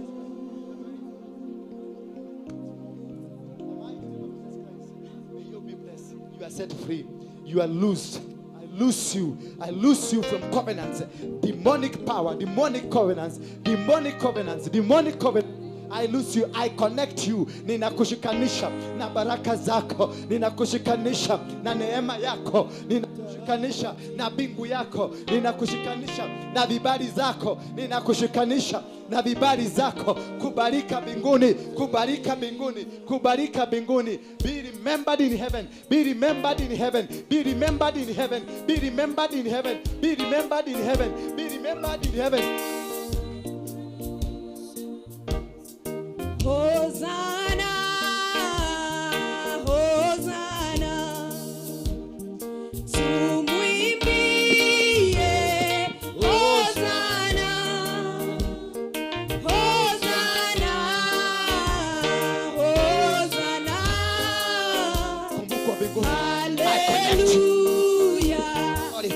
I connect you with your business, with your authority, with your authority. Kumbuka mbinguni, kumbuka mbinguni. I connect you with the heavenly authority, with the heavenly authority. I lose you. Na kutenganisha, na kutenganisha, na kutenganisha.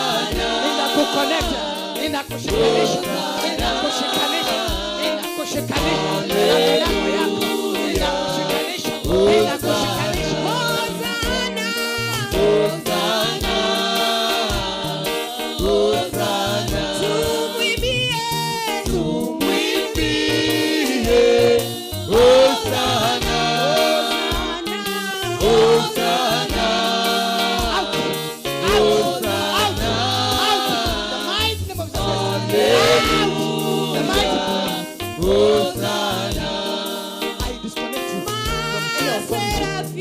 I connect you with the power of heaven. I disconnect you from the spirit of witchcraft, the spirit of demonic forces, the spirit ya waganga.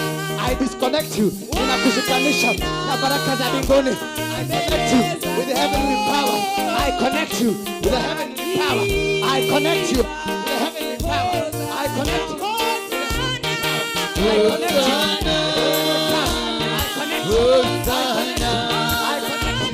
I connect you with the heavenly power. I connect you with the heavenly power. I connect you.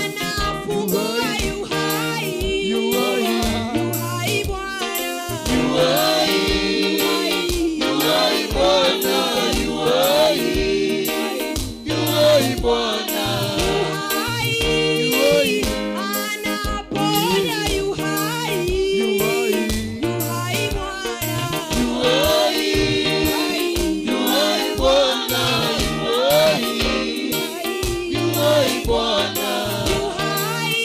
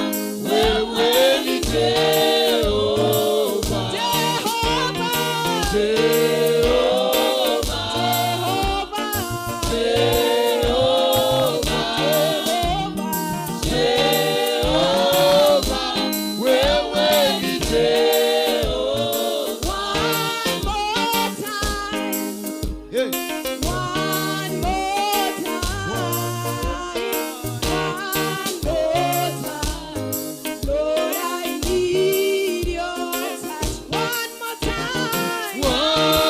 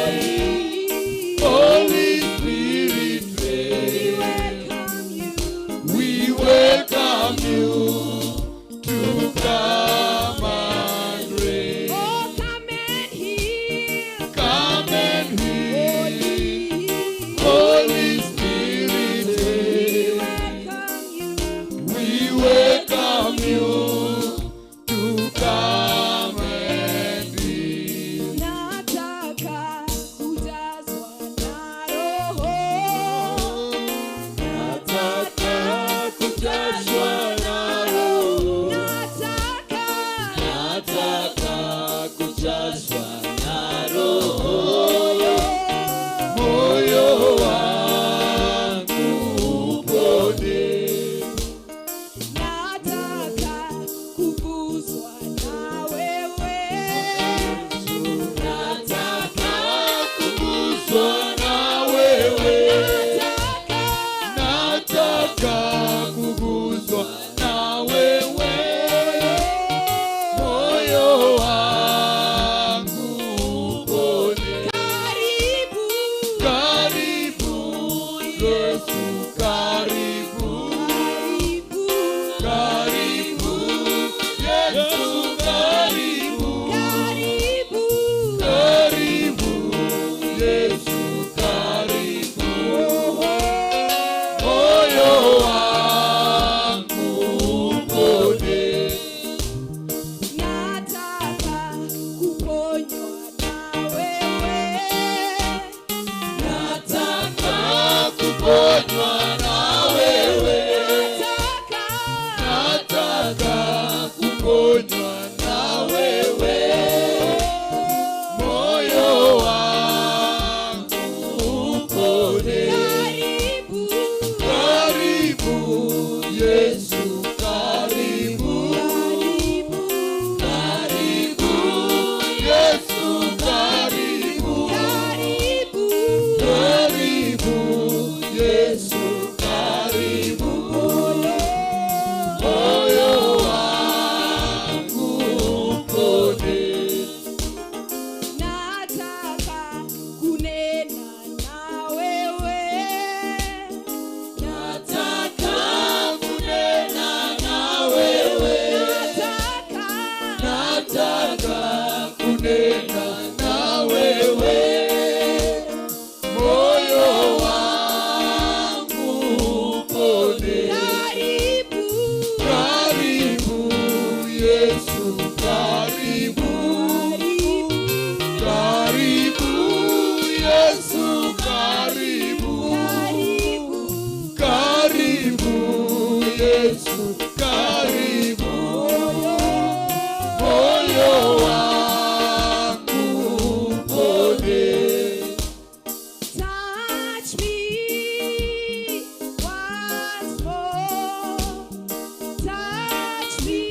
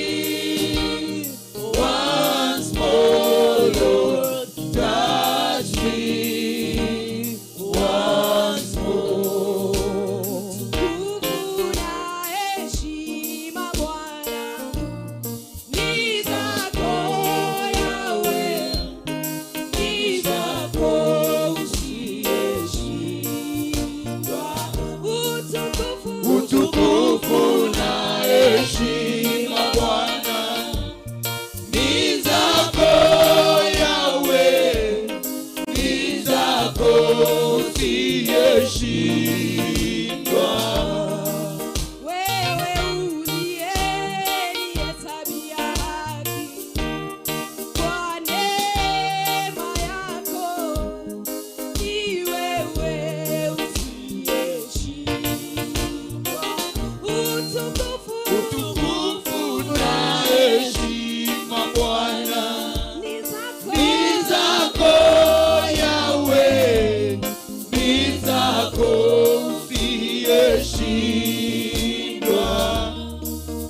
Mamlaka na heshima Bwana ni zako Yahweh, ni zako usiyeshindwa. Mamlaka na heshima Bwana ni zako Yahweh, ni zako usiyeshindwa. utukufu na heshima Bwana ni zako Yahweh, ni zako usiyeshindwa. Utukufu na heshima Bwana ni zako Yahweh, ni zako usiyeshindwa. Ainuliwe, ainuliwe, ainuliwe, Yesu, ainuliwe, ainuliwe, Ainuliwe, ainuliwe, Yesu ainuliwe. Ainuliwe, ainuliwe, ainuliwe, Yesu ainuliwe.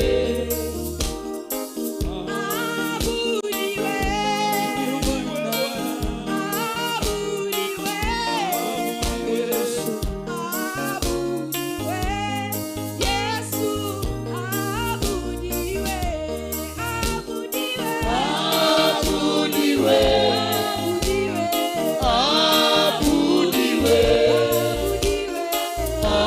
abudiwe, Yesu abudiwe. Ainuliwe, ainuliwe, ainuliwe, Yesu ainuliwe. Ainuliwe, ainuliwe, ainuliwe, Yesu ainuliwe. Hakuna wa kufanana nawe. Hakuna wa kufanana nawe.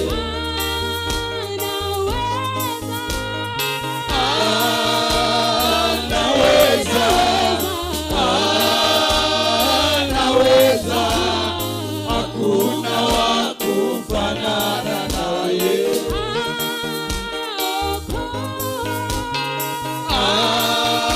Anaokoa, anaokoa, hakuna wa kufanana naye. Otile wako hanana naye. Otile wako hanana naye.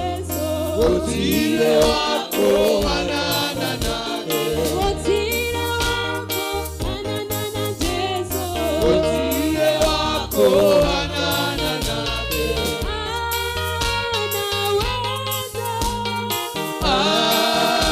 Anaweza,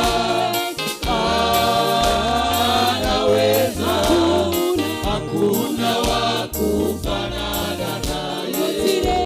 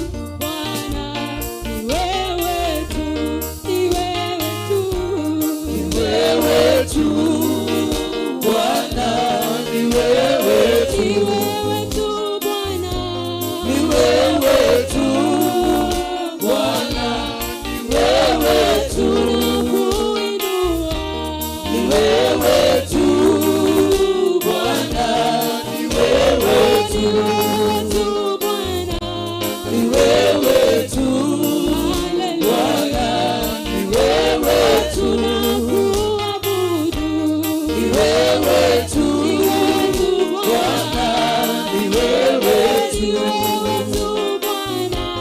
ni wewe tu Bwana, ni wewe tu,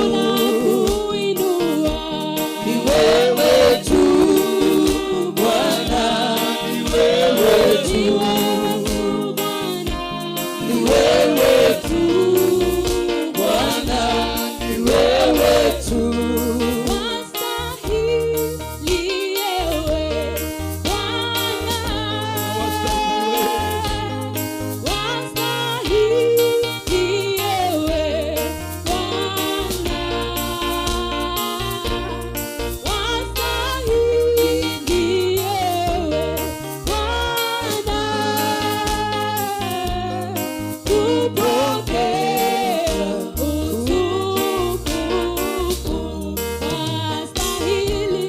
Wastahili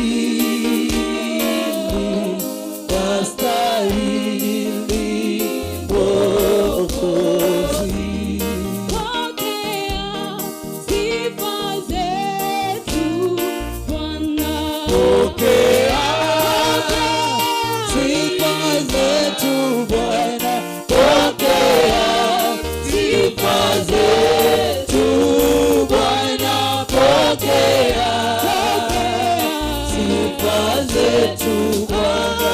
Pokea sifa zetu Bwana. Pokea sifa zetu Bwana. Pokea sifa zetu Bwana.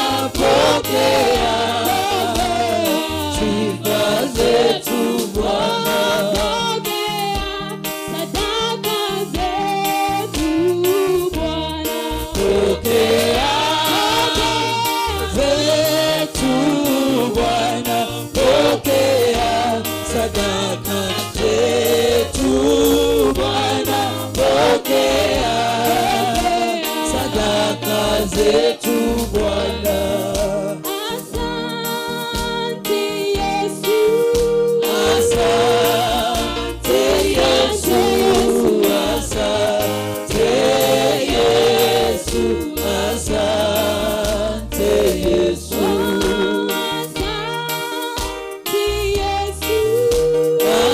Asante Yesu, asante Yesu, asante Yesu.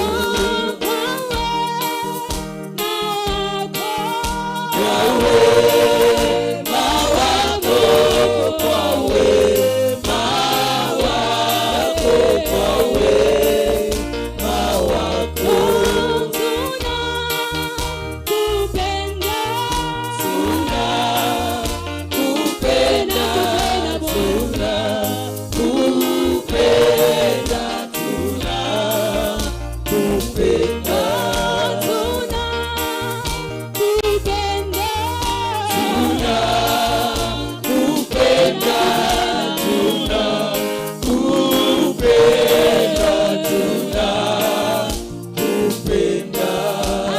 Asante Yesu, asante Yesu, asante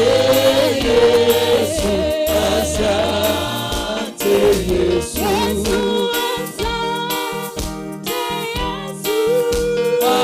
Asante Yesu, asante Yesu, asante Yesu.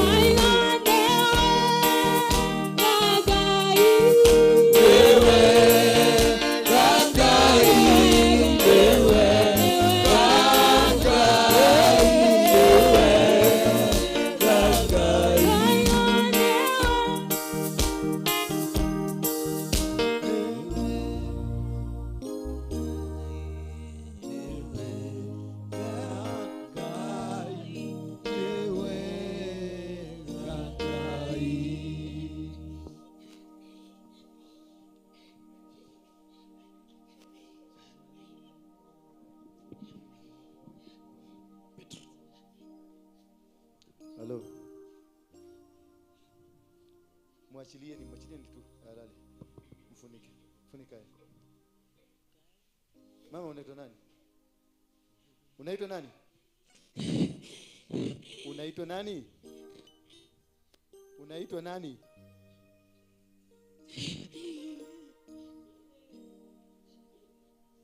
Freemasons.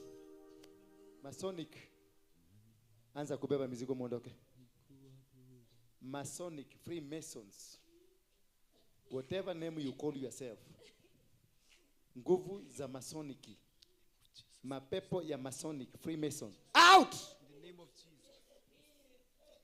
Hauna nafasi kwa maisha mama huyu. Hauna nafasi. Out. Die. In the mighty name of Jesus Christ. You devil. Lucifer. Lucifer.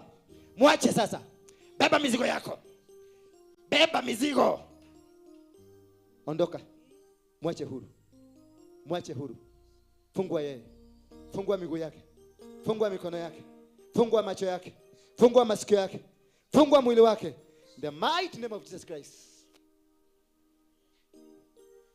Loose the body. Loose the spirit. Mami, unaitwa nani? Unaitwa nani? Yeah? Teresia nani? Sasa hiyo naongea. Nawekelea hapo. Unasikia kiongea? Unaitwa nani? Teresia Wanjiko. Shida yako ni gani? Apart from wheelchair. Sijui. Watu wa Masonic umetoana na wao wapi? Watu wa Masonic. Yeah? Watu wa Masonic umetoana na wao wapi? Sijui. Walikukuta wapi? Sijui. Ujui? Yeah? Ujui aje? Unajua uko wapi? Uko wapi? Kwa mochari. Uko kwa mochari? Yeah? Unafanya nini ndani ya mochari? Unafanya nini ndani ya mochari? Yeah? Unafanya nini ndani ya mochari? Nani amekuleta mochari? Nani amekuleta mochari? Yeah? Yaje mochari? Yeah? Sijui. Hujui. Hebu niangalie. Niangalie. Unaniona? Leta mkono wako. Leta mkono wako. Leta mkono wake. Sasa nataka nikutoe mochari. Ndio tumshika mkono wangu. Tumutoe mochari. Amuka sasa, toka mochari. In the mighty name of Jesus Christ. Uliingia uliko wapi sasa? Uko wapi? Kojaji. Simpigeni Yesu makofi.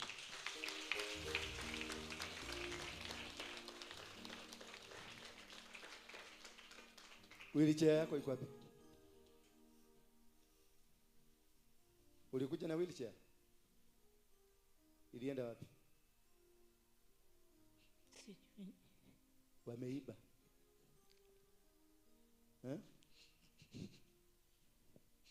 Wameiba.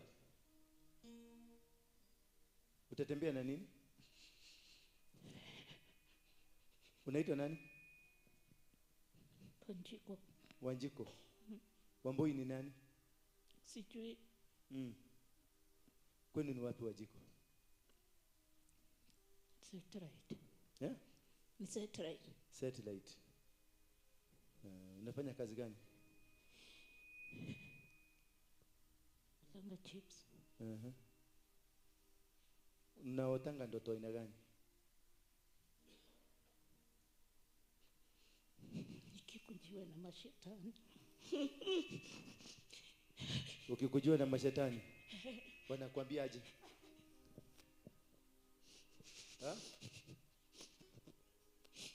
Wanakuambia aje?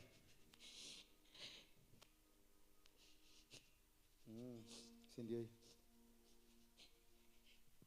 Nani walikupatia hawa? Hii ni Freemason. Hii ndio ya Freemason. Ndio walikupatia hii?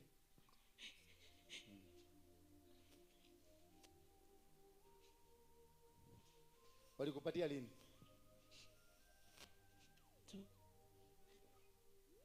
Weeks ago. Na kutoka siku hiyo ndio umeanza kufuatwa na mashetani?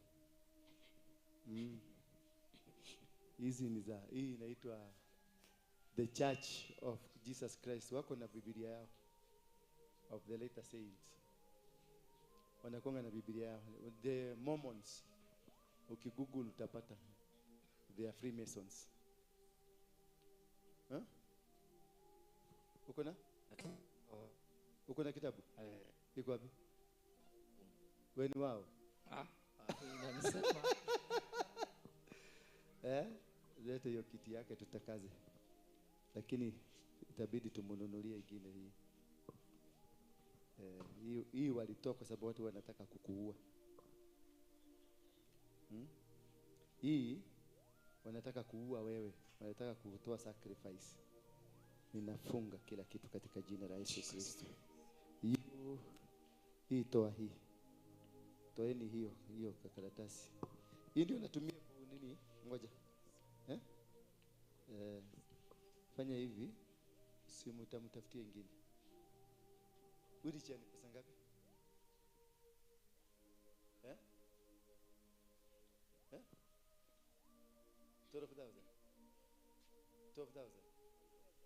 12,000.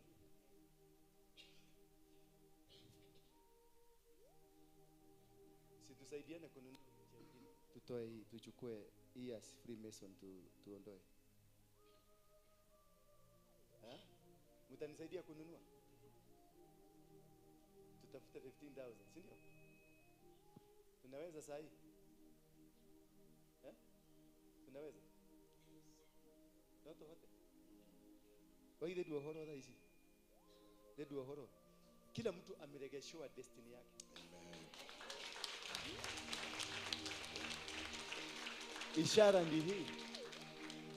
Ishara ni hii. Mwekeleni tu hapo juu. Mwekelee kwenye wheelchair yake. Amefunguliwa sasa. Lakini walikuwa wamemconnect. Umeona? Wamemletea wheelchair ndio wametumia kumchukua.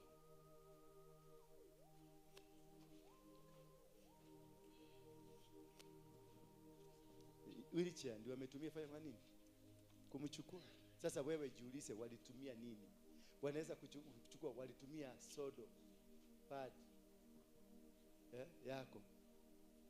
Ile mnatoa tu unatupa kwa barabara huko. Gari kubwa. Hapo kwa dirisha unarushianga hapo kwa dirisha. Ujui ni nani anakuja kuokota huko. Sasa hawa wamemconnect na Freemason. Ati unaotanga ndoto gani? Nikiwa kwa mochari. Ukiwa kwa mochari? Nimekuja na mashetani. Na hii ilianza beleni ama imeanza wakati umepatiwa hii wheelchair? Hiyo 2 weeks ago. 2 weeks. Yeah. Umeona? Just only 2 weeks. Anaota akiwa mochari. Sasa hizi tumemuuliza ako wapi, amesema ako ndani ya mochari. Hivyo ndivyo hata wewe ulikuwa. Wakati umekabla ingia hapa nyinyi wote mlikuwa mochari. Hii ni roho amezungumza ya kwamba mumetoka. Sasa uko wapi? Niko church. Uko church. Umeona? Sasa hata wewe you are no more. Hiyo maisha ambayo ulikuwa ya shetani Mungu ameiondoa. Hiyo maisha ya umaskini God has removed you from them. Amen. You are not the same. You have been connected into your destiny. Amen. Na kama kuna mwanaume alikuwa anakuinukia wewe mama, kama kuna mama alikuwa amekuinukia wewe baba, kama kuna madhabahu aina yoyote ilikuwa imekuinukia, in the mighty name of Jesus Christ you are free. Amen. Shalom. Wewe ambao unanitazama, wherever you are, either you are Australia, Canada, Germany, UK, Gulf, South Africa, Kenya, Moro, mahali popote huko, you are free in the mighty name of Jesus Christ. Amen. Nina hii mafuta navyo yamwaga hivi, yes. Wacha imwagike kwenye kichwa chako. In Jesus name. Hivyo inamwagika kwenye kichwa chako. Ishara ya kwamba umetengwa na uko huru sasa. Amen. Any bondage. Na ndio tujue kama tuko huru. Tufanye mchago kidogo hapa. Toa hizi. Kado kidogo. Hapo.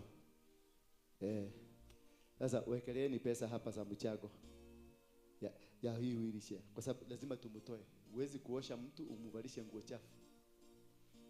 Lazima tumutoe. Kama ni kwa hiari. Sasa hapa ndio tunaona kama uhuru umeingia kwako ama hujaingia. Wekeleeni pesa hapo. Na ni pesa mzuri. Pesa mzuri. Na mkikuja hapa mnakuwa mmebeba pesa mzuri. Noti kubwa. Mutigerere haha, wekeleeni kila mtu. Kidogo na kifuko. Hakuna usilo weza. Wewe naburukia noti hiyo. Yesu. Hakuna usilo weza. Yesu. Hakuna usilo. Hakuna usilo.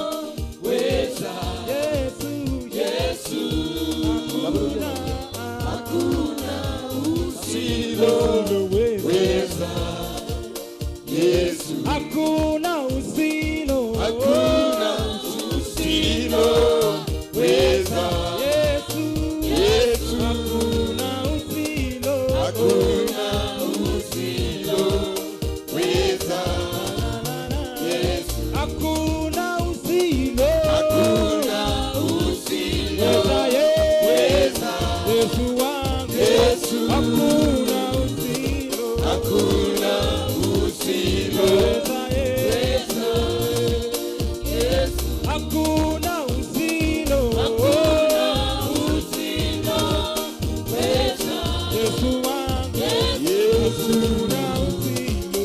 hakuna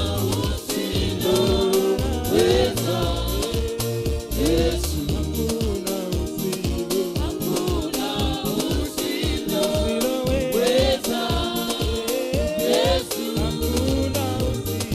Hakuna usilo. Yesu wangu. Yesu, kwa simu. Ngoja. Simama hapo. Namba ya simu 0722 239 555. Wale ambao wana simu 0722 pesa zimeisha matajiri. 239 555. Pesa zimeisha. Kwa simu 0722 239 555. Tuendelee.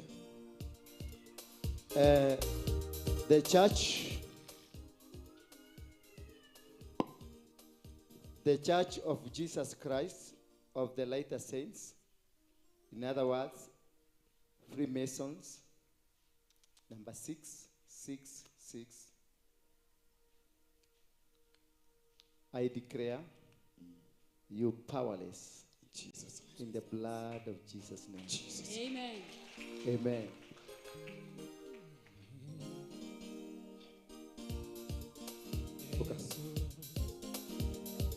Hakuna usiloweza. Yesu, hakuna usiloweza. Yesu, hakuna usilo. Hakuna usiloweza. Yesu, hakuna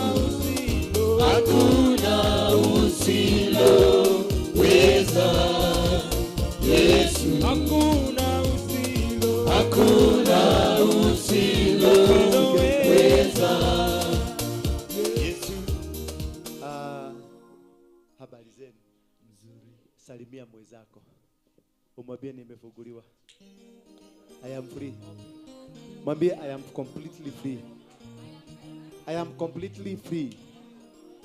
Mwambie I am completely free. Wasalimie watu 3, 4, 5.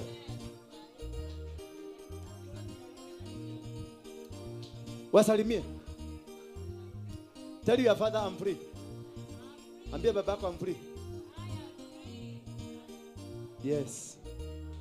Any bondage, iwe ni ya guka, iwe ni ya shosho, iwe ni ya mami, iwe ni ya bwana, iwe ni ya mke, iwe ni ya shamba, iwe ni ya maeneo umetoka, you are free.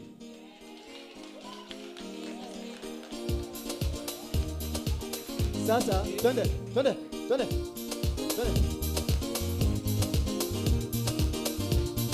Teni nani wa kulinganishwa nawe?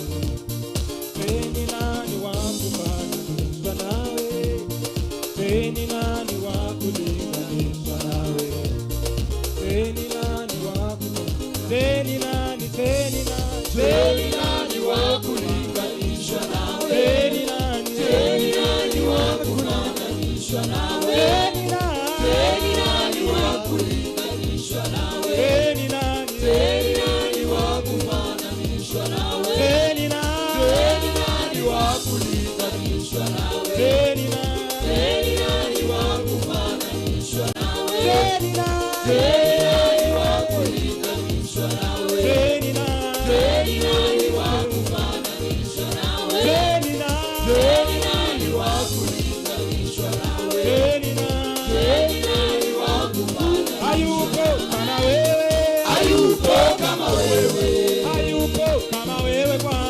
hayupo kama wewe, hayupo kama wewe, hayupo kama wewe, hayupo kama wewe, hayupo kama wewe, hayupo kama wewe Bwana, hayupo kama wewe, hayupo kama wewe Bwana, hayupo kama wewe. Ni nani wa kulinganishwa nawe? Ni nani wa kulinganishwa nawe? Ni nani wa kulinganishwa nawe? Who are you? We are not going anywhere. Who are you? We are not going. Who are you? Wewe ni nani? Yes. Who are you? Wewe ni nani? Who are you? Not going anywhere. That you are not going anywhere. Where did you come from? Where did you come from? Where did you come from? Shut up! Where did you come from? From where? From where? Yeah. From where? Where she come from is where? Where she come from is where? Yeah? Where? Yeah? In her village. In her village. Where is her village? What is her name? Jerry. Where? Jerry. Na kuma kule umete. Magokona makwanyu. 1, 2, 3. Out! Kuma kule shosho. Kule guka. Na magoda wanyu. Out! Beba mizigo. Beba mizigo muende. Toka. Shosho. Get out of her. Get out of her. Jerry, get out. Out. Jerry, out. Yeah? Go, quickly. Jerry, toka, quickly. Let me go. Quickly, run. Go running. Go running. Fire is on you. Fire is on you now. Fire is on you. Moto ndio hiyo inachomeka. Moto ndio hiyo. Moto ndio hiyo. 1, 2, 3. Toa magano yote. Toa covenant zote. Toa covenant za shamba.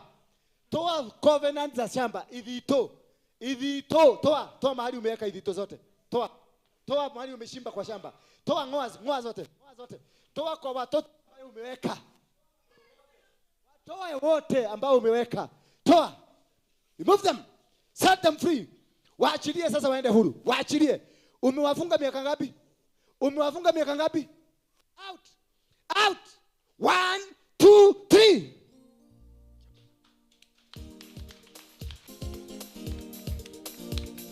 Umesikia? Huyo anaitwa Njeri. Amefungwa na mizimu ya jina Njeri. Kuna watu hapa wamefungwa na jina yao. Wajiko. Wewe alilia. Wajiko.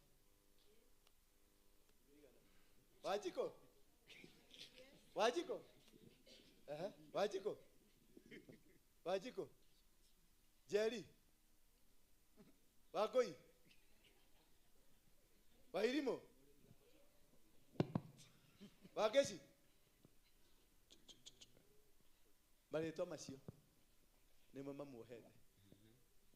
Mwende mtafute historia ya Wajiko alikuwa nani. Wende wagalie Jerry alikuwa nani. Wende wajigalie Joki alikuwa nani. Kamau alikuwa nani. Ndio utajua kile kimekufuka. Bwana Yesu asifiwe sana. But from today you are free. So leo sitawanunulia chai. Ninataka mununue hiyo chai. Ndio nipate pesa nilipie wale watu fare. Mtakunywa chai, mulipe chai na muuziwe expensive. Umesikia? Muuziwe expensive. Hizo ni ngapi? 10,660 mupatie. Ngoja. Watajua kule watanunua. Ni wewe kule kiruta wichege. Ko. Kuja. Kuja. Basket nini? Inaitwa hivi. Dorcas. Chukueni pesa. Na hizo pesa mnapatiananga kienyeji hapa, hiyo ujuaji. Margaret, sitaki kusikia hapa. Mwende na mtaratara, mwende mununue, hii ni foundation, mwende mununue, muonyeshe foundation, members wa foundation what they are doing. Hii ni foundation ya huyo mtu wa shetani.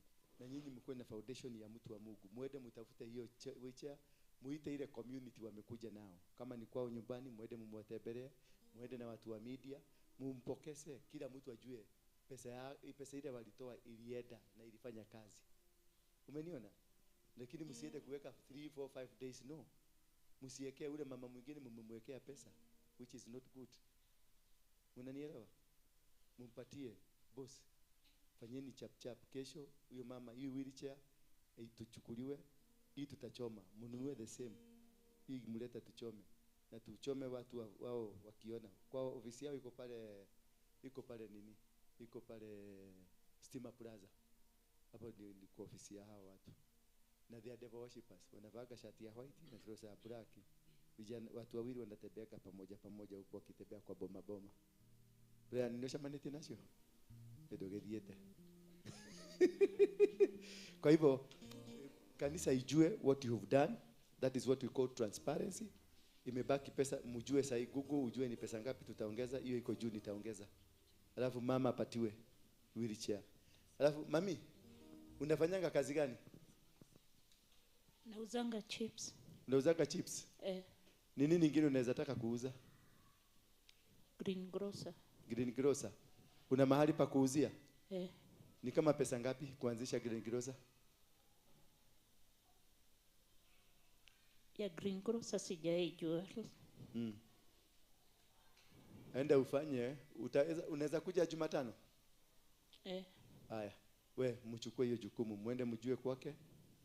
Na Jumatano akuje hapa tumtafutie pesa ya greengrocer. Kama ni kibanda anaweza kujengewa, ajengewe na ikuwe branded Besma. Amen. Thank you.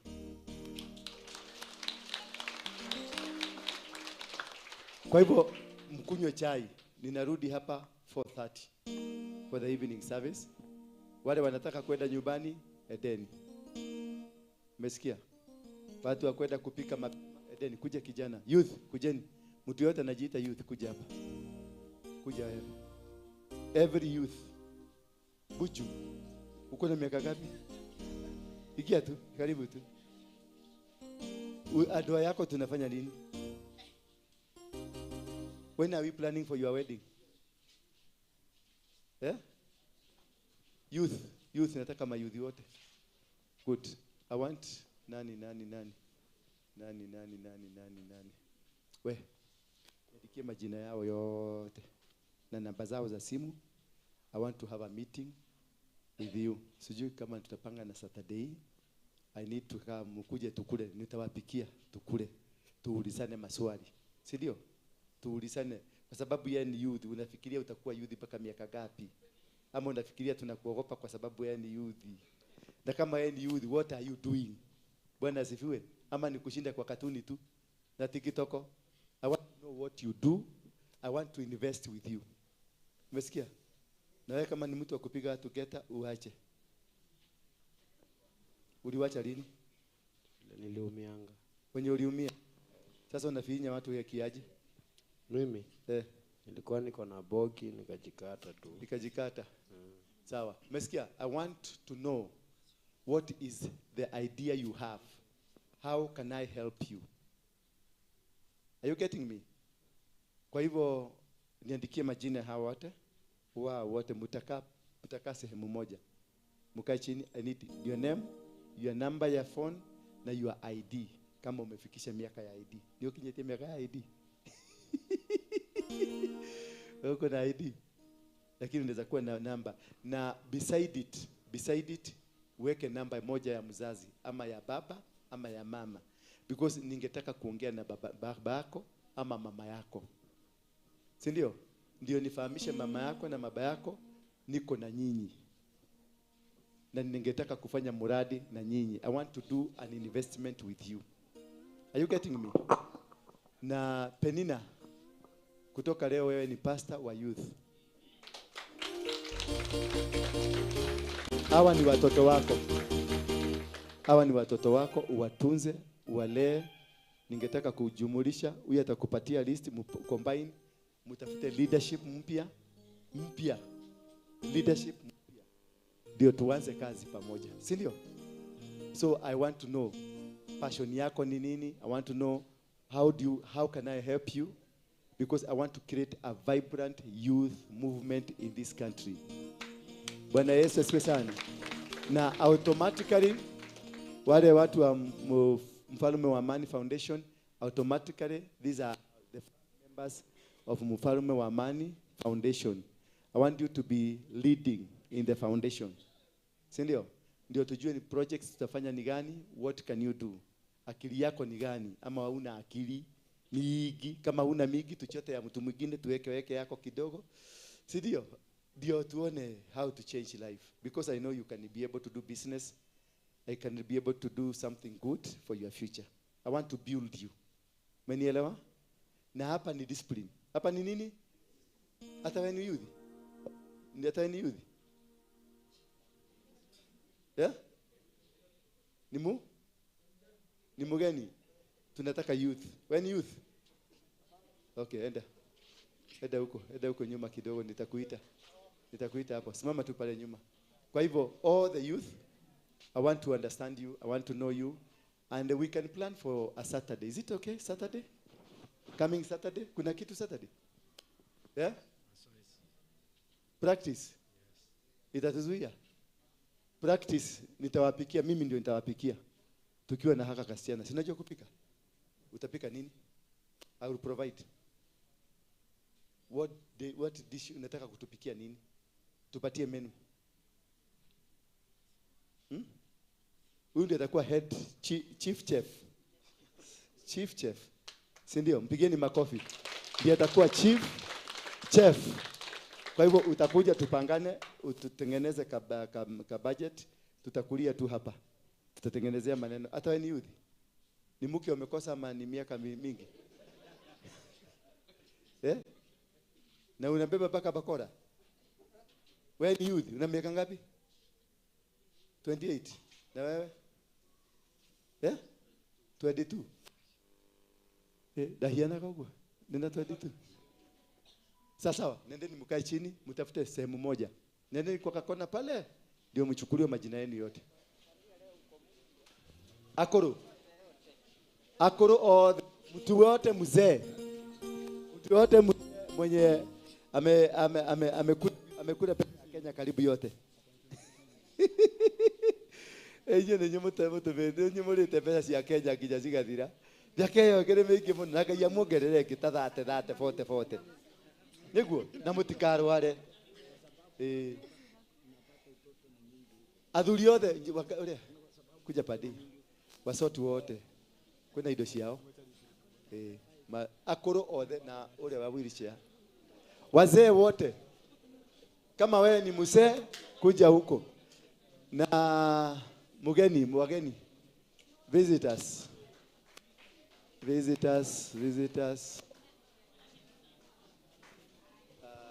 I want to plan.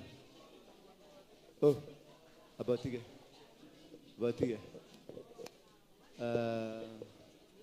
Catherine.